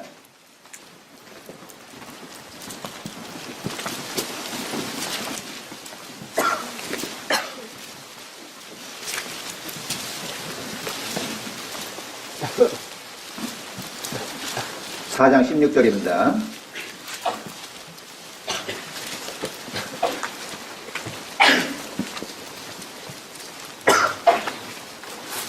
에베소 4장 16절 함께 읽겠습니다. 그에게서 온몸이 각 마디를 통하여 도움을 입음으로 연락하고 상합하여 각 지체의 분량대로 역사하여 그 몸을 자라게 하며 사랑 안에서 스스로 세우느니라. 이 말씀 참 저는 좋아하는데요. 그에게서 머리 대신 주님이시죠. 온몸이 각 마디를 통하여 도움을 입음으로 연락하고 상합하여 각 지체의 분량대로 역사하여 그 몸을 자라게 하며 사랑 안에서 스스로 세우느니라 했죠. 그래서 이 머리와 몸의 관계를 통해서 주님과 교회의 관계를 잘 설명하고 있잖아요. 자, 그에게서 원인은 주님이에요, 그렇죠? 예. 주님에게서 온몸이 각 마디를 통하여 그랬죠. 각 마디를 통해서 도움을 입음으로 그랬죠. 그러니까 우리는요, 온몸에 다양한 지체가 있는데 서로 유기적인 관계가 되어 있고 서로 도움을 주는 관계가 되어 있는 겁니다. 그렇죠? 뭐 아주 쉬운 예로 여기가 좀 결린다 그러면 오른손이 와서 두들겨 주잖아요. 그렇죠? 쓰다듬어 주기도 하고 쭈물러 주기도 하고 그렇죠? 서로 도움 주도록 되어 있어요. 그리고 참 재밌는 것이요. 우리는 세포로 구성되어 있잖아요. 근데 정상적인 세포는 이웃하고 있는 세포와 연결되어 있을 뿐 아니라 소통하고 있답니다. 그래서 이 소통하는 쪽에서 어떤 식으로 소통하냐면 정상적인 세포는요, 붙어 있는데 소통의 반이 열려져 있고 서로 부족한 걸 채우는 식의 관계를 가지고 있대요. 놀랍지 않아요? 하나님의 섭리죠. 세포끼리 연결되어서 서로 부족한 걸 채워주는 관계예요. 또 우리도 마찬가지예요. 좋은 관계라면 서로의 부족한 걸 채워줄 수 있는 관계가 되어야 되는 겁니다. 그래서 이 충격을 받아서 손상을 입고 상처가 나잖아요. 그러면 이제 이 주변에 있는 세포들이 치유하기 시작하죠. 활동이 갑자기 많아지는 겁니다. 그래서 그걸 아물게 만들잖아요. 그렇죠? 아물게 만들죠. 그래서 그 손상 부위를 치유하기 위해서요. 그 주위의 세포들이 활동을 하여 치유하죠. 그래서 잘 활동하면은 상처 없이 깨끗하게 날 수 있는 거예요. 그러나 잘 치유하지 못하면 이제 살이 딱딱해지고 이제 상처로 남는 거예요. 우리 마음의 상처도 마찬가지입니다. 그래서 이 주변의 형제자매들을 통해서요, 주님께서 위로해 주는 것이 있어요. 위로해 주는 게 있어요. 제가 아는 사람 중에 그런 분이 계셔요. 어떤 문제를 갖고 가더라도, 어떤 문제를 가지고 가더라도요, 그 문제가 나중에 교제하고 상담해보면, 교제를 나눠보면, 문제가 아니라 나에게 유익하다는 것을 알려주는 사람이 있었어요. 어떤 문제든지 가서 문제를 내놓잖아요? 그럼 그게 문제가 아니라 나에게 유익한 거고 정말 좋은 거라는 결론에 도달하게끔 도와주는 분이 계셨거든요. 저 놀랐어요. 그런데 교회에 와서 배우다 보니까 그럴 수 있구나라는 생각이 들었어요. 왜냐하면 우리는 어떤 문제에 부딪혔어요. 상처를 받았잖아요. 그럼 마음이 좁아지고 시야가 좀 좁아집니다. 거기에 초점이 맞춰져 있거든요. 근데 어떤 상처든지 다른 면을 가지고 있다는 걸 알아야 돼요. 이런 말이 있어요. 물을 아무리 얇게 썰어도 양면이 존재한다. 그와 같이 아무리 큰 상처, 아무리 고통을 준 상처라도 다른 면이 있다는 겁니다. 근데 상처를 크게 받으면 다른 면을 볼 만한 마음의 여유가 없어요. 그냥 그 상처에 집착하고 있는 겁니다. 상처를 계속 보고 있는 거예요. 밤새도록 잠도 안 자요. 그렇죠. 상처를 심하게 받으면요, 갑자기 떠오르죠. 저도 정말 큰 상처를 받은 경험이 있는데 너무 큰 상처라 말하기도 힘들어요. 근데 그걸 정말 잊고 싶은데 거울 보다가 갑자기 그 사람이 떠오르기도 하고요. 그렇죠. 운전하다가 갑자기 떠오르기도 하고 툭툭 떠오르는 거예요. 서로 굉장히 힘들게 하는 거죠. 자, 그런데 좋은 교제를 통해서 그 상처로 발생하는 아픔만 있는 것이 아니라 다른 각도로 볼 때 그 상처의 유익과 의미를 볼 수 있는 거예요. 우리 이런 게 있어요. 뭐냐면 아무리 힘들고 아픈 상처를 할지라도 그것이 나에게 정말 유익이 되고 그것이 가치가 있고 하나님 뜻에 합한 거라면 참아낼 수 있죠. 참아낼 수 있잖아요. 마치 예수님이 십자가를 통과할 때 그 앞에 있는 영광을 위해서 그 부끄러움과 고통을 즐겁게 받으셨다는 말씀이 있잖아요. 그렇죠? 그러니까 우리도요, 제일 힘든 거는 아무런 가치 없는 시간을 보내는 거예요. 상처를 받았는데 아무런 가치가 없어. 그러면 정말 그건 고통스러운 겁니다. 그러나 정말 상처를 받았음에도 불구하고 그 상처가 주님 안에서 정말 유익한 것이고 의미 있는 것이라는 걸 알게 되면, 분명히 확신하게 되면 그 상처는 이미 상처가 아닌 게 돼버리고 나의 즐거움이 될 수도 있다는 겁니다. 그래서 교제할 때 상처가 가지고 있는 다른 면들을 보여주는 거예요. 근데 의외로 다른 면을 많이 가지고 있다는 거예요. 고통만으로 끝나는 것이 아니라 주님 안에서. 사실 여러분이 받은 상처는요, 성장에 지극히 도움이 될 뿐 아니라 가장 기본적인 건 다른 사람이 그런 유사한 상처를 갖고 고통을 받을 때 위로자가 될 수 있는 유일한 사람이 될 수 있어요. 참 이상한 게 그 아픔을 경험하지 않은 사람의 위로는 위로가 안 된다는 거 아세요? 부모님을 잃어본 슬픔을 겪어본 사람만이 부모님 잃은 사람의 슬픔의 위로가 될 수 있어요. 그렇죠? 암에 걸렸다가 치유된 사람만이 암에 걸려서 고통받는 사람을 위로할 수 있지, 암에 안 걸려본 사람이 암 걸려있는 사람을 위로하는 건 불가능해요. 위로가 전혀 되지 않거든요. 사실 그 유익이 분명히 있는 겁니다. 뿐만 아니라 그 문제에 따라 다르긴 하지만 다른 측면들을 보면 분명히 이게 고통이나 무익한 것이 아니라 유익한 측면들을 잘 살펴주면, 다른 각도로 봐주면 의미 있는 일로 된다는 거예요. 그거는 혼자 못하는데 하나님이 마디를 통해서 도와주셔요. 그래서 우리가 평소에요, 신앙의 동역자들을 잘 가지고 있어야 돼요. 좋은 동역자들. 지혜로운 자와 동행하면 지혜를 얻고 미련한 자와 사귀면 해를 받는다 그랬죠? 지혜로운 자와 동행하는 것. 평소에 좋은 동역자들을 잘 사귀어놓고 어려울 때 도움받을 수 있다면 큰 위로가 되는 겁니다. 그런 사람은 손에 꼽을 정도로 그렇게 적을 수밖에 없다고 생각해요. 정말 마음을 열어놓고 상처를 내놓고 치유받을 수 있는 사람은 그리 많지 않을 거라고 생각하지만 반드시 있어야 될 동역자 중에 하나예요. 저도 주변에 그런 사람들이 있어서 너무나 감사하게 생각해요. 그리고 앞으로도 그런 사람들을 더 만들고 싶어요. 같이 할래요? 이 자리 의사들은 충분히 가능성이 있죠. 충분히 가능성이 있어요. 가끔 이런 강의 후에 이제 상담이 와서 교제하면서 알게 된 경우도 있을 수 있거든요. 근데 저도 때로는 어려울 때가 있기 때문에 저도 그런 동역자들을 필요로 하고 힘든 일이 있으면 같이 교제하는데, 근데 실제적으로 이런 겁니다. 상처는 장애물일 수도 있고 고난일 수도 있잖아요. 그렇죠? 예. 근데 그런 예화 있잖아요. 애벌레가 기어갈 때는 모든 게 장애물이었는데 날개를 하고 나비가 되니까 다 구경거리가 됐다는 그런 예화 들어보셨죠? 예. 장애물 자체가 문제는 아니에요. 우리가 작기 때문에 문제거든요. 동일한 장애물도 내가 커지면 그건 장애물이 이미 아닌 것이거든요.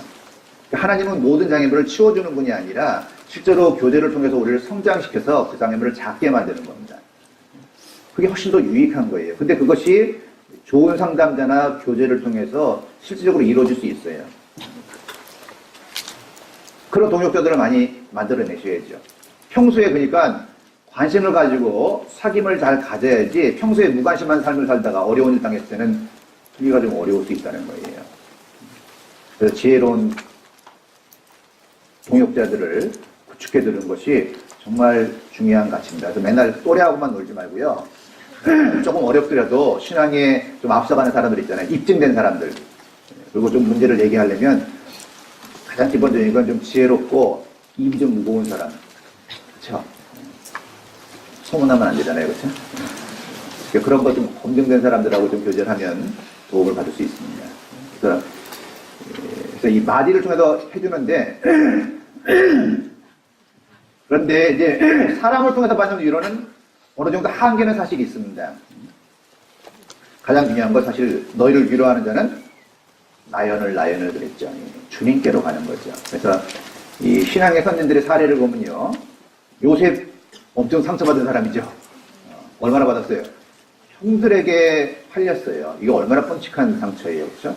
그리고 또 하나님을 믿고 하나님과 동행했는데도 불구하고 누명을 쓰고 감옥에 갔죠. 근데 그 누명도 참 치욕적인 누명이에요. 그렇죠? 얼마나 상처받았겠어요. 그 원인이 형들의 배반이잖아요, 사실요. 근데 나중에 승리 대신이 된 다음에 형들을 용서했죠. 왜 용서했죠? 하나님이 그렇게 하셨습니다. 하나님이 하신 일이었습니다라고 인정하고 형들을 용서해 주게 됐고요. 모세도 상처받았어요. 모세도 상처가 많죠. 동족을 구하려다가요. 한 사람 죽이고 광야로 갔잖아요. 그렇죠? 40년 동안 힘든 삶 살았죠. 그리고 하나님 불러서 왔어요. 하나님 불러서 온 겁니다. 그 바로에게 가서 얘기했죠. 바로한테 가서 이스라엘 백성은 나가야 된다. 그랬더니 바로가 순순히 놔줬어요. 이스라엘 백성이 더 큰 구역을 시켰잖아요. 그러니까 이스라엘 백성, 자기 동족들에게 또 미움을 받게 됐잖아요. 그렇죠? 너 때문에 우리 더 큰일 났어. 바로의 눈에 미운 물건이 됐다. 근데 동족들에게 받는 상처가 또 얼마나 컸겠어요. 그렇죠? 그러나 나중에 그 모든 것이 하나님께 자기 쓰기 위한 과정이었다는 거, 하나님께로부터 왔다는 것을 알고 해결됐죠. 한나도 마찬가지입니다. 한나도 자식이 없었죠? 분인나가 엄청나게 분이 나게 했잖아요. 격동을 시켰다고 되어 있습니다. 근데 그 격동을 받으면서 하나님께 기도했거든요. 그리고 누굴 받았어요? 사무엘을 받았어요.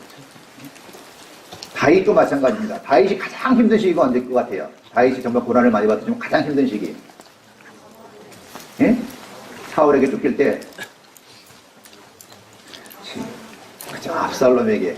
사울에게 쫓기는 건 대적이잖아요, 사울은요. 근데 자기가 가장 사랑했던 아들 압살롬에게 왕위를 찬탈당하고 맨발로 쫓겨났을 때도 가장 비참했을 거예요. 그렇죠? 그러니까 애를 낳아야지 알죠. 자기 가장 사랑하는 사람한테 압살롬을 얼마나 사랑했어요. 그렇죠? 거기 배반을 당해가지고요. 맨발로 쫓겨날 때. 그 고통 가운데 있을 때 누가 나타났죠? 시므이가 나타나가지고 그 사울의 족속 시므이가 나타나서 먼지를 날리면서요. 피를 흘린 자여 비루한 자여 꺼져라 막 그랬잖아요. 그러니까 완전히 불난집에 부채질하고 있는 거예요. 그런 사람은 화풀이를 하고 싶거든요. 그렇죠? 이렇게 보통 사람 같으면요. 당장에 목베었을 거예요. 또 옆에서 그 아비새가 좀 충동질 했잖아요. 제가 당장 가서 목을 베어올까요? 그러면 보통 사람 같으면 얼른 해라 그랬을 거예요. 근데 다윗이 뭐라 그랬어요? 여호와께서 저에게 다윗을 저주하라 하시미니 내가 어찌 그리하겠느냐. 하나님이 나에게 저주하는 거다. 하나님께로 돌렸거든요. 욥도 마찬가지예요. 재산을 다 잃고요. 자녀들을 다 잃었죠. 온몸에 악창과 상처가 났어요. 그 고통하는 욥에게 아내가 와서 뭐라 그랬어요? 여자들이 독해 진짜. 그 고통스러운 욥에게 와서요. 하나님을 욕하고 죽어라. 이야, 장가 잘 가야 돼요. 네. 하나님을 욕하고 죽으라고 얘기했어요. 그리고 또 위로하러 온 친구들이 와서 또 뭐라 그랬죠? 위로하러 온 친구들이 또 와서 욥에게 위로한답시고 이런 말 했죠. 생각해봐라. 죄 없이 망한 자가 있느냐. 그게 위로예요? 이런 거예요. 교통사고 나서 병원에 누워있는데 문병하러 가가지고 생각해봐. 죄 없이 교통사고 나간 자가 있는가. 근데 실제로 그런 말 하고 온 사람도 있더라고 보니까. 가서 징계 얘기만 계속 하고 와요. 그건 본인이 생각해야 될 문제죠. 본인이 가서 알려줄 필요는 없어요. 그 친구들이 그 말뿐 아니라 이런 말도 했어요. 하나님의 벌하심이 내 죄보다 경하다. 야, 요건 정말 최악의 상태에 있는데 와가지고요. 네가 지은 죄보다 하나님 벌 내리는 게 작은 거야. 너 좀 더 혼나야 돼. 이런 식의 얘기를 한 거거든요. 그러니까 욥은 정말 무너질 뻔했죠. 근데 그가 뭐라고 얘기했죠? 나의 가는 길을 오직 그가 아시나니 그가 나를 단련하신 후에 내가 정문같이 나올 거다. 그러니까 그 고통 속에서도 주님을 신뢰한 거죠. 지금 이 상황을 내가 이해할 수는 없지만 받아들이긴 어렵지만 극심한 고통 속에 있고 내가 태어난 나를 저주하고 있긴 하지만 분명히 하나님이 인도하시는 길일 거다. 그리고 이런 고통을 통해서 내 찢기를 제거하시고 나를 단련하시고 정금같이 만들 거다. 분명히 목적이 있고 이유가 있는 것일 것이다라는 확신을 가졌기 때문에 그런 큰 위로를 받았을 거라고 생각합니다. 여러분도 마찬가지예요. 무의미한 고통은 정말 우리를 힘들게 하지만 내가 교회 안에서 받는 문제는요. 교회 안에서 받는 문제는 사실은 다 의미가 있을 수밖에 없어요. 있을 수밖에 없어요. 가치 있는 일이라는 거예요. 근데 제일 문제는 뭐죠? 상처받을 때 제일 먼저 떠오르는 생각이 뭐예요? 갔다 보신 분. 다 받아봤을 텐데 그 생각이 한 번쯤 떠올랐을 것 같은데 상처를 받으면 제일 먼저 떠오르는 생각이 뭐예요? 떠나고 싶다. 그쵸? 교회를 안 나오고 싶은 거예요. 다윗도 이런 말을 했죠. 내가 난리가 있다면 내가 비둘기같이 난리가 있다면 광야로 가겠다. 혼자 거하고 싶다. 모든 걸 내려놓고 그냥 혼자 있고 싶다라는 생각을 하게 되죠. 상처를 크게 받으면 그래요. 저도 이제 서울에서 신앙생활하다가 지역으로 발령을 받아서 갔거든요. 근데 지역에서 상처를 받으면 무슨 생각이 나겠어요? 서울로 가고 싶다. 돌아가고 싶다. 다시 말하면 떠나고 싶다는 생각이 제일 먼저 올라오는 욕구예요. 본능적으로. 근데 그게 이제 아니죠. 그 위치를 지키고 기다려야 돼요. 왜 기다릴 수 있죠? 하나님이 분명히 역사하고 있다. 분명히 의미 있는 거다, 이거는. 인내를 해야죠. 그래서 욥이 칭찬받은 게 뭐예요? 인내했거든요. 욥은요. 그쵸? 자기 위치를 지킨 거예요. 상처받을 때 도망가거나 떠날 생각을 하는 것이 아니라 그 자리를 지키고 하나님이 선을 드러내실 때까지 기다리면 돼요. 그것이 시간이 좀 오래 걸리더라도 상관없어요. 기다리면 돼요. 최종적으로 주님 앞에 갔을 때 다 드러나잖아요. 스데반도 그랬죠. 스데반도요. 이스라엘 백성들의 역사를 얘기하면서 이스라엘 사람을 책망했잖아요. 돌을 들어서 쳐 죽였어요. 근데 스데반이 죽으면서 어떤 기도했죠? 주여 이 죄를 저들에게 돌리지 마옵소서. 스데반을 다 용서하고 죽었어요. 그러니까 이 신앙의 선진들이요. 하나 같은 공통점이 있다면 다 하나님을 생각했어요. 하나님을. 그래서 애매히 고난을 받아도 하나님을 생각함으로 슬픔을 참으면 이는 아름다우나 그랬죠. 그러니까 애매히 고난을 받아도 뭐냐면 참으면 아름답다고 그랬죠. 참으면. 그러니까 고난받고 튕겨져 나가면 아름다운 게 아니에요. 참아야지 아름다워요. 참아야지. 저도 경험한 건데요. 이제 제가 교회학교 공사를 했었기 때문에 한 가지 더 말씀드리면, 이제 교사들을 모아놓고 이제 어느 목사님을 초빙해서 이제 말씀을 듣고요. 뭐 질의응답 시간을 가졌는데 어느 형제님이 질문하라고 그랬더니 질문을 안 하고 교회 학교에 대한 좀 불평을 얘기하는 거예요. 근데 이제 제가 책임자니까 저에 대한 불평이나 비난은 아니었지만 책임자는 제 얘기로 들리게 돼 있어요. 괜히 얼굴이 뜨거워지고 제 얘기하는 것 같아서 이제 그 형제가 얘기한 다음에 제가 변론을 했죠. 그런 게 아닙니다. 라고 얘기를 했어요. 그리고 끝났는데 어느 형제가 저한테 와서 이런 얘기를 하더라고요. 가만히 있었으면 더 좋았을 것 같다. 그 형제님 얘기해봤자 별 의미 없었다. 다 아는 사실이고 그 형제님한테 문제가 있다는 걸 다 아는데 그걸 굳이 변명할 필요 없었다고 저한테 조언을 해줘서 정말 마음에 교훈이 됐어요. 위로가 되진 않았지만 교훈이 됐어요. 교훈에서 는 아직도 기억하고 있죠. 아, 괜한 별명이었구나 그게. 참으면 아름다운한데 사실 저도 그 순간 참지 못했죠. 뭔가 알려주고 싶었던 거예요. 입증하고 싶었던 거죠. 근데 굳이 그러지 않았던 게 좋겠다. 그래서 우리가 어떤 불이익을 당하면 자꾸 얘기하고 뭔가 변론하려고 그러는데 그게 더 큰 문제를 만들어낼 때가 많아요. 사실은. 상대방도 가만히 있지 않거든요. 그래서 가장 근본적인 건요. 이거예요. 주님을 보고 용서하는 거예요. 그 베드로에게도 예수님이 그랬잖아요. 7번뿐 아니라 70번씩 7번이라도 용서하라고 그랬잖아요. 그렇죠? 무한 용서하라는 거예요. 예수님이 그렇게 하셨기 때문에. 그리고 우리 이미 1만 달란트 탕감받은 자이기 때문에 백단위를 미친 자들에게 용서하라고 말씀할 수 있죠. 자, 예수님 보세요. 예수님은요, 그 군병들이 예수님을 데리고 관장 안에 들어가서요, 온 군대를 모으고 옷을 벗기고 흉포를 입히고요, 가시면류관을 입혀서, 가시면류관을 그 머리에 씌우고요, 갈대를 그 오른손에 들리고 그 앞에도 무릎 꿇고 희롱했죠. 그리고 침 뱉고 막 그랬어요. 그 고통과 능력을 다 받았잖아요. 그렇지만 십자가에서 뭐라고 그랬죠? 아버지여 저희를 사하여 주옵소서 자기 하는 것을 알지 못함이니이다. 그 고통을 받으면서도요, 항상 마음속에 했던 건 아버지여 저희 죄를 사하여 주옵소서 그랬잖아요. 예수님은 그렇게 하셨기 때문에 또 제자들에게 그렇게 교훈할 수 있는 거잖아요. 그래서요, 우리가 어떤 상처를 받았을 때 주님을 바라보고 용서하는 것, 참는 것, 이게 필요해요. 그리고 제가 한 가지 더 보내드리고 싶은 거는 내가 이제 어떤 사람과 부딪힌 상처가 났을 때요, 실제로 해봤는데 내 입장에서 정말 내가 잘못하지 않았어.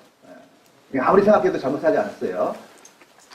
근데 용기를 내서 제가 먼저 한번 사과를 해봤어요. 아, 내가 미안합니다. 이런 부분을 내가 잘못한 것 같아요. 그렇게 말씀드렸어요. 그 사람이 저한테 사과받을 만한 입장이나 위치에 있었던 사람은 아니에요. 여러 가지로 봤을 때 저보다 한참 어리고 하여튼 그랬는데 자존심도 좀 상하긴 하지만 정말 실천해보고 싶어서 사과를 했어요. 내가 잘못했습니다. 하고 시인했어요. 와, 근데 그렇게 얘기하니까요, 진정한 사과를 저한테 진짜 하더라고요. 정말 제가 잘못했습니다. 그리고 그 후부터요, 저랑 문제였던 그 부분들을 얼마나 성실하게 하려고 하는지 몰라요. 사실 좀 잘못해서 제가 좀 지적을 했거든요. 지적을 했는데 저는 부드럽게 한다고 지적을 했어요. 근데 이제 거기 저한테 좀 한마디 이렇게 좀 쐈거든요, 저한테. 상처를 받았어요. 네? 근데 그 상처를 받으니까 밤에 불편한 거예요, 잠자는데. 마음속이 계속 올라오고, 불편해. 내가 너무나 불편한 거예요, 사실요. 어쩔까, 막, 첫 번째 올라오는 생각이 이거죠. 아, 괘씸하다. 그냥 더 밀어붙여? 그럴 수 있는 위치에 저는 있으니까, 그냥 힘을 사용해서 밀어붙여? 갈 때까지 가? 생각일 뿐이에요. 네. 생각은 자유잖아요, 그렇죠? 근데 그런 생각들이 나를 힘들게 하고 고통스럽게 하는 거예요. 그래서 바로 그 다음날 일어나서 이제 봤을 때 사과했어요. 미안하다고. 그랬더니 진정한 사과가 그 입에서 나오고 실제로 그 요구했던 것들에 대해서 너무나 조심스럽게 하려는 걸 보고 야, 이게 정말 필요하구나. 근데 그건 정말 용기가 필요해요. 그게 사실 갈등이 생겼을 때 가장 지혜롭고 가장 성경적인 방법이라는 생각이 들어요. 내가 먼저 인정하는 거예요. 그리고 또 말씀드린 것처럼 입장을 바꿔보니까 그 입장에선 그럴 수도 있겠다라는 생각이 또 드니까 정말 마음의 평강이 왔어요, 실제로. 그 갈등이 내가 사과함으로 말미암아 실제로 평강을 얻게 됐어요. 한번 해보세요. 진실되게 해야 되죠. 용서하라 그럴 때 이렇게 하면 안 됩니다. 갈등 생긴 사람 앞에 가가지고 내가 너 용서해 줄게. 이러는 순간 더 증폭될 수밖에 없죠. 중심으로 용서하는 거지. 가서 용서해 주겠다고 선포하고 이런 건 용서하는 게 아니에요. 죄를 더 드러내는 거니까. 그렇죠? 근데 그런 거보다는 사과하는 게 나아요. 해보세요. 효과 있어요. 그리고 이제요. 상처를 앞으로도 받을 수 있으니까 상처 받을 수 있다는 사실을 인정하고요. 그리고 상처가 언제 받냐면 가까운 사람들에게 받는데 기대가 크기 때문에 상처를 받아요. 기대하지 말고요. 그리고 지나친 기대. 그리고 모든 일에 내 생각대로 일 거라고 생각하지 말고요. 모든 사람이 나를 사랑해 줄 거라고 기대하지 마세요. 다 날 사랑하진 않아요. 내가 아무리 이뻐도. 그리고 이 말을 들을 때 좀 선별해 들을 필요가 있어요. 별 의미 없는 얘기들이 많거든요. 그런 얘기에 의미를 부여할 필요는 없어요. 그리고 상처를 통해서 교훈받으면 좋고요. 그리고 이것도 필요해요. 상처를 지속적으로 주는 사람들이 있죠. 습관적으로. 그런 사람들하고는 조금 거리를 두는 게 좋아요. 뱀하고 가까이 있으면 물릴 수밖에 없잖아요. 그렇죠? 그러니까 조금 거리를 두는 게 좋아요. 의도적으로 따돌리거나 그럴 필요는 없지만은 조금 거리를 두고 시간을 두는 게 필요하겠다. 왜냐하면 노를 품은 자와 사귀지 말며 울분한 자와 동행하지 말라 그랬으니까 조금 거리를 두는 것도 괜찮을 거예요. 자, 그리고 끝으로 한 가지만 더 말씀드릴게요. 상처를 안 주고 안 받는 삶이 좋겠죠. 상처를 안 주고 안 받는 거. 그러니까 요즘에 예방의학이 중요하다고 얘기해요. 병나고 고치는 게 아니라 예방할 수 있으면 좋은 거죠. 예방. 어떤 자세로 사는 게 상처를 덜 주고 덜 받을 수 있을까? 잠언 12장입니다.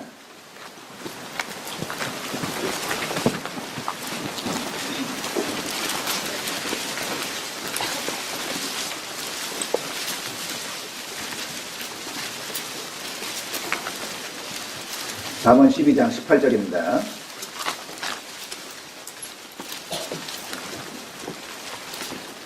(12장 18절) 함께 읽겠습니다. 혹은 칼로 찌른 같이 함부로 말하거니와 지혜로운 자의 혀는 양약 같으니라. 혹은 칼로 찌른 같이 함부로 말하거니와 지혜로운 자의 혀는 양약 같으니라 그랬죠. 자, 이 말이 칼 같다 그랬잖아요. 저도 실제로 이런 경험이 있는데 아침에 일어났는데 왼쪽 가슴이 아픈 거예요. 칼 맞은 것이. 왜 아프지? 안 들은 말을 들었어. 근데 그게 진짜 가슴을 아프게 해요. 가슴을 막 내려내는 듯한 아픔을 받을 때가 있어요, 실제로. 아주 정확한 말씀이죠.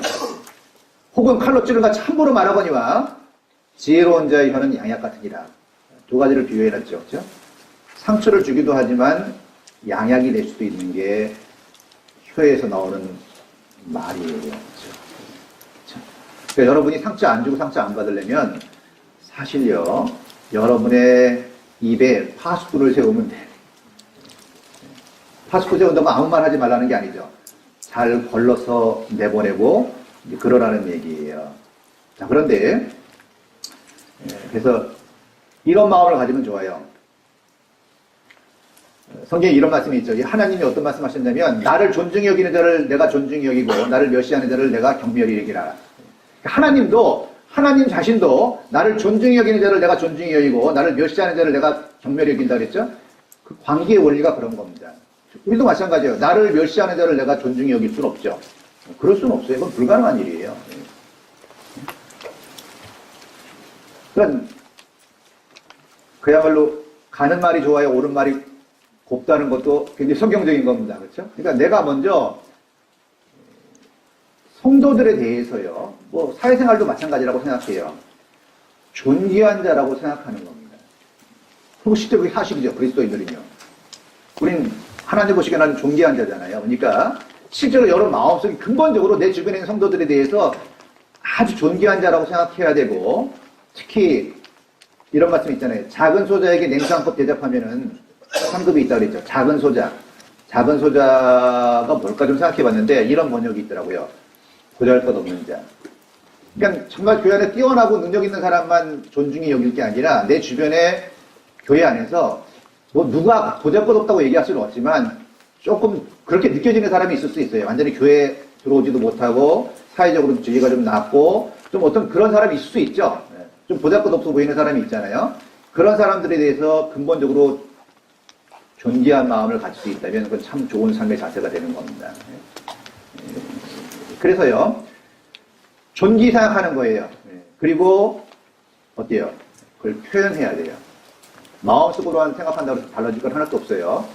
실제로 표현해야 돼요. 그러니까 그 표현의 원리는 이거죠. 대접받고자 하는 대로 대접하라. 마태복음 그 말씀이 있죠. 이 원리를 한번 잊지 마세요.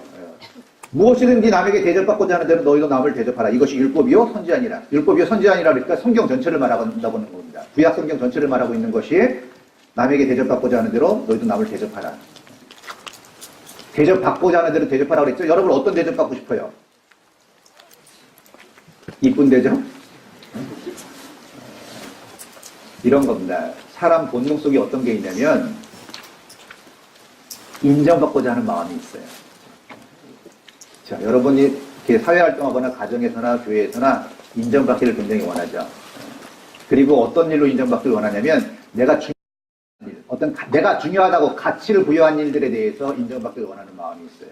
그때 행복하죠. 직장에서 자기 전문 분야에서 인정받으면 행복하잖아요. 그렇죠? 교회에서도 어떤 식으로든 인정받으면 행복하죠. 우리 끊임없이 인정받기 위해서 몸부림치고 있다고 봐도 과언은 아니에요. 그렇죠? 대접받고자 하는 대로 대접하라고 그랬으니까 주변에 있는 사람들한테 관심이 일단 있어야 돼요. 관심이 있어서 이 사람이 어떤 쪽에 인정받기를 원하는가를 좀 생각해 보세요. 관심 있어야죠.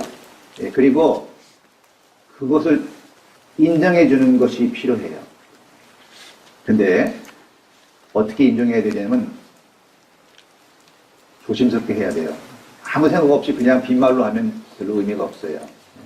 그래서 잠언에 이런 말씀이 있죠. 성읍은 정직한 자의 축원을 인하여 진흥하고 악한 자의 입을 인하여 무너진다는 말씀이 있거든요. 정직한 축원이죠. 축복해주고 축하해주는 건데 정직해야 된다는 겁니다. 정직하려면 관찰력이 있어야 되고 관심이 있어야 돼요. 변화에 대한, 발전적인 변화에 대한 축원이니까. 그렇죠. 오늘 너무 이쁘시네요. 라고 얘기할 때 변화된 뭐가 있어야죠. 지난번보다 뭔가 이뻐졌어야죠. 지난번은 기억도 안 나는데 무조건 이뻐졌다 그러면은 근거 없는 얘기가 되는 거예요. 그렇죠?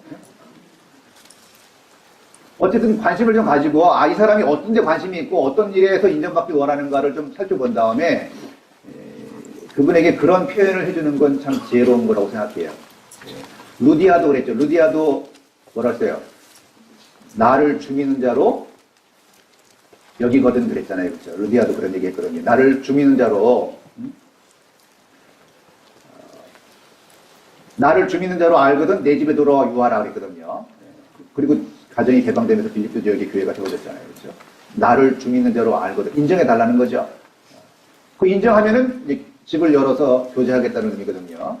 그러니까 우리가 하나님 앞에 존귀한 자잖아요, 실제로. 그러니까 정말 존귀한 자들 앞에서 그분의 존귀함을 인정해주고, 중요한 건 뭐죠? 성읍은 정직한 자의 축원이라고 그랬으니까 축복해주는 말들을 가능하면 많이 사용해 보도록 노력해보세요. 근데 그냥 빈말이면 절대 안 되고 사실에 근거한 이야기를 해줘야 돼요. 그러기 위해서는 관심이 있어야 되고 관찰해야 되고 변화에 대한 반응이잖아요. 긍정적인 반응. 그렇죠? 그런 것이 필요해요. 그래서 좀 허물이 보인다고 그래서요. 그거 자꾸 얘기하려고 하지 말고 그거는 대부분 스스로 알고 있으면서도 잘 안 되는 거니까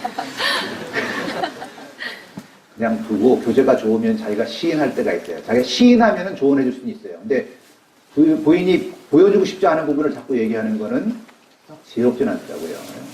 교제하다 자연스럽게 얘기가 나오고 조언을 필요로 하면 얘기해 줄 수는 있는데 그런 시기가 아니면은 그렇게 접근하는 건 바람직하지 않다.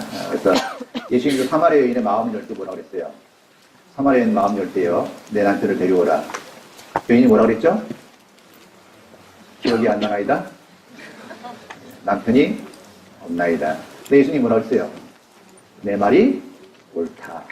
그리고 하실 말씀 다 하셨죠. 그러니까 여기서 중요한 건 순서예요, 순서. 내 말이 옳다. 근데 예수님은 거짓말 안 하시잖아요. 내 말이 옳다. 남편 없다는 말이 옳다. 남편 다섯 있었으나 지금 있는 자는 내 남편이 아니. 그러니까 진정한 남편은 나다라는 얘기를 하시기 위해서 하기 때문에 다 사실이에요. 그래서 먼저 접근하는 건 뭐죠? 내 말이 옳다. 사마리아인 남편 다섯이나 있었으니까 얼마나 인정받지 못한 여인의 삶을 살았겠어요. 정말 인정받는 거에 갈급했을 거예요. 근데 예수님이 인정해줬거든요. 내 말이 옳다. 마음이 열렸죠. 그 다음에 얘기 다 했잖아요. 그거 다 수용했거든요. 근데 그 뒤집어내면 절대로 안 됐을 거예요. 그렇죠? 그러니까 여러분 항상 교제할 때요.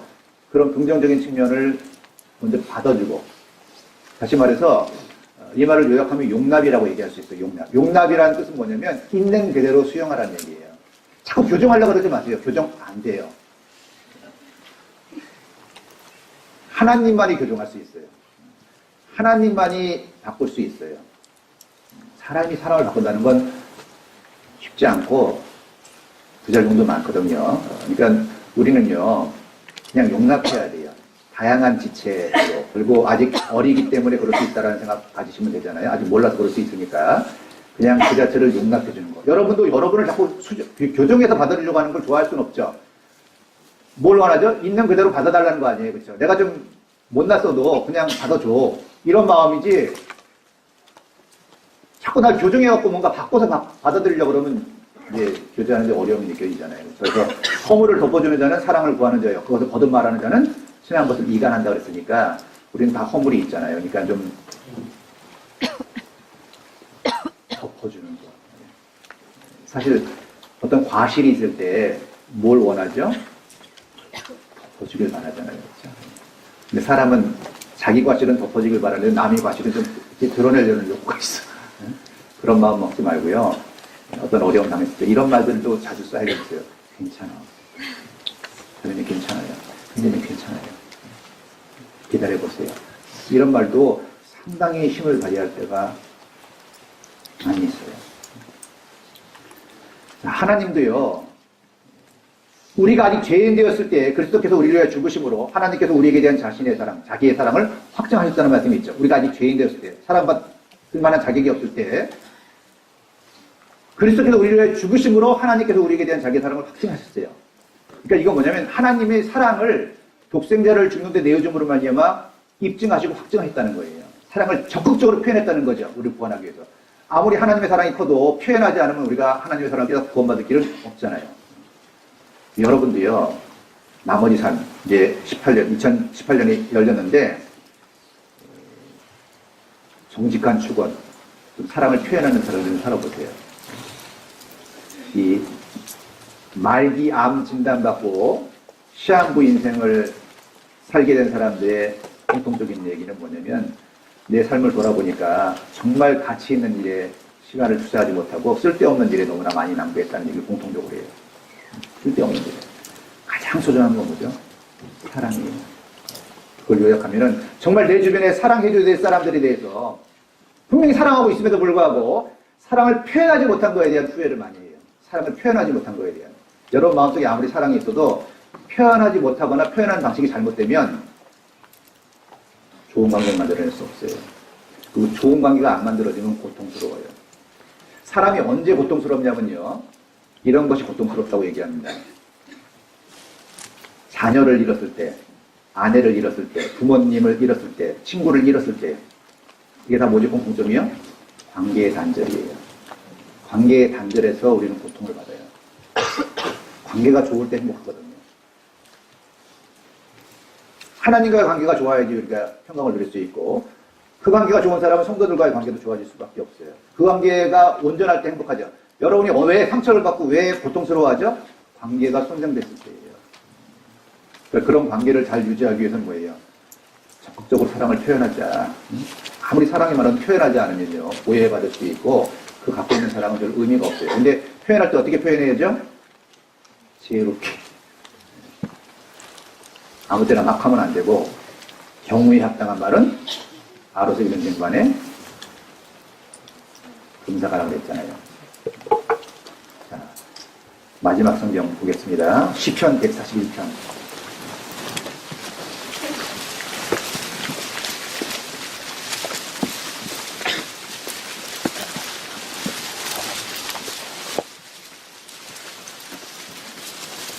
시편 141편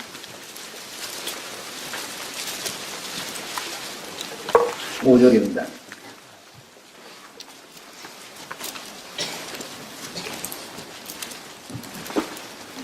140편 5절.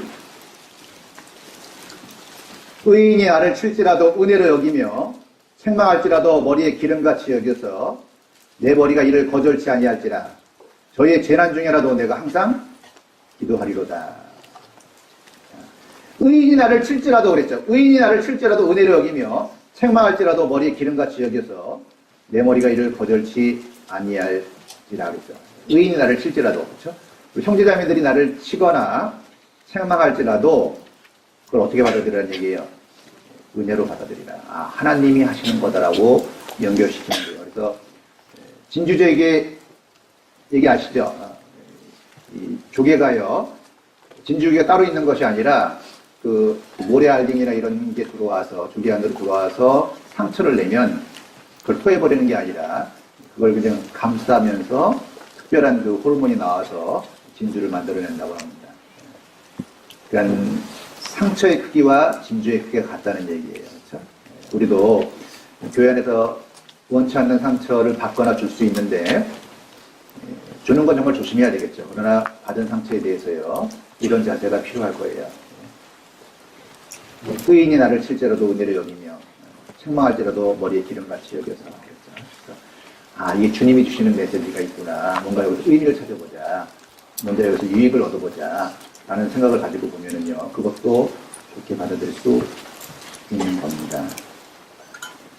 자, 그리고 질문이 3개가 있는데 아주 간단하게 말씀드릴게요. 그렇죠? 네, 시간이 하고 오바된 건 저도 그렇게 생각합니다. 근데 질문을 했는데 대답을 안 할 수는 없으니까요.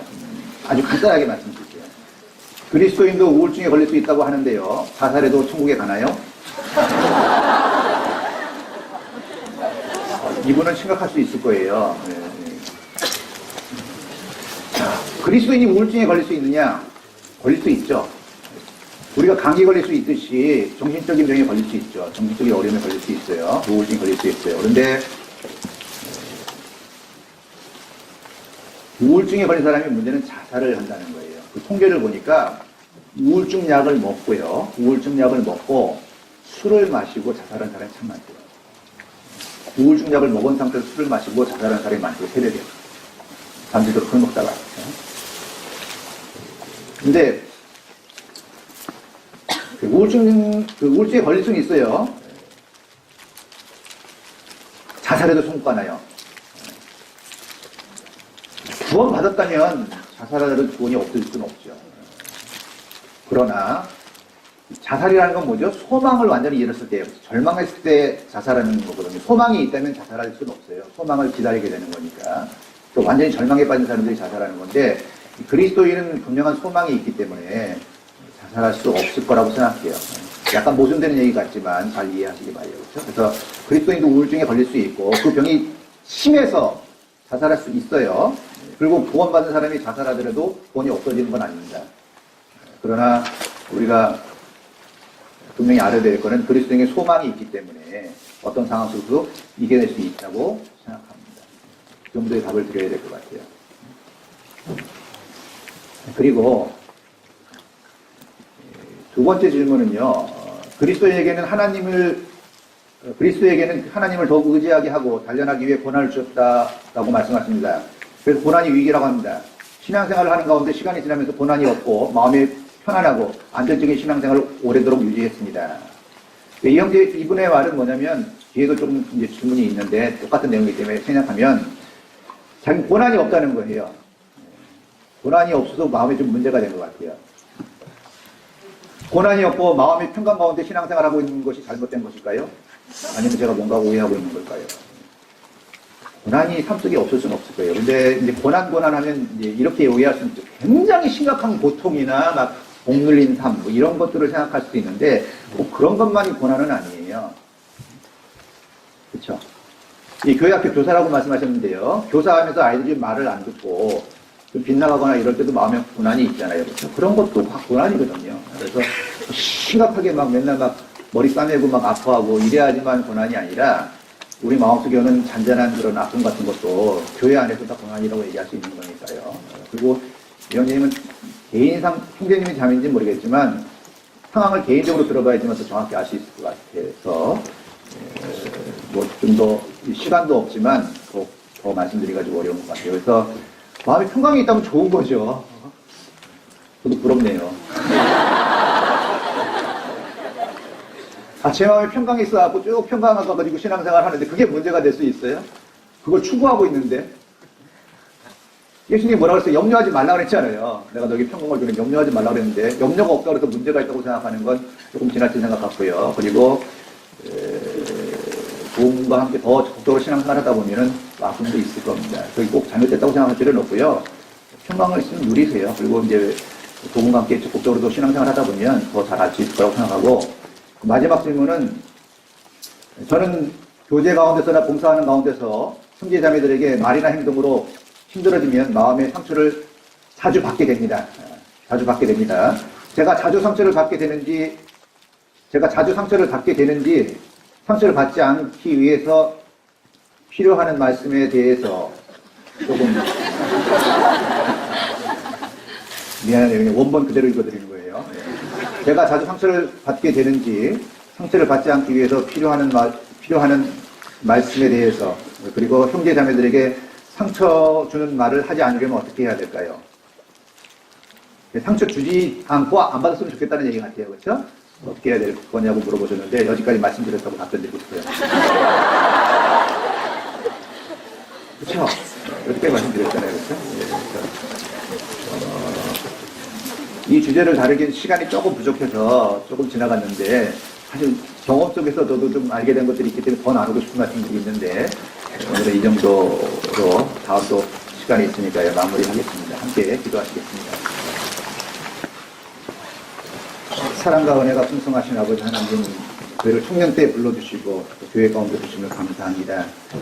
주님의 은혜 가운데 동계수련회, 청년 동계수련회가 진행되고 있고 또 풍성한 말씀 가운데 함께하고 있습니다. 이번 동계수련회에 새겨진 말씀들 정말 한 해 표대로 삼을 수 있도록 도와주시고 정말 주님 앞에 서는 날 부끄러움 없이 설 수 있도록 인도하시고 도와주시기를 원합니다. 남은 시간도 오직 주 성령님께 부탁드리며 예수 그리스도 이름 받들어 기도드립니다. 네, 감사합니다.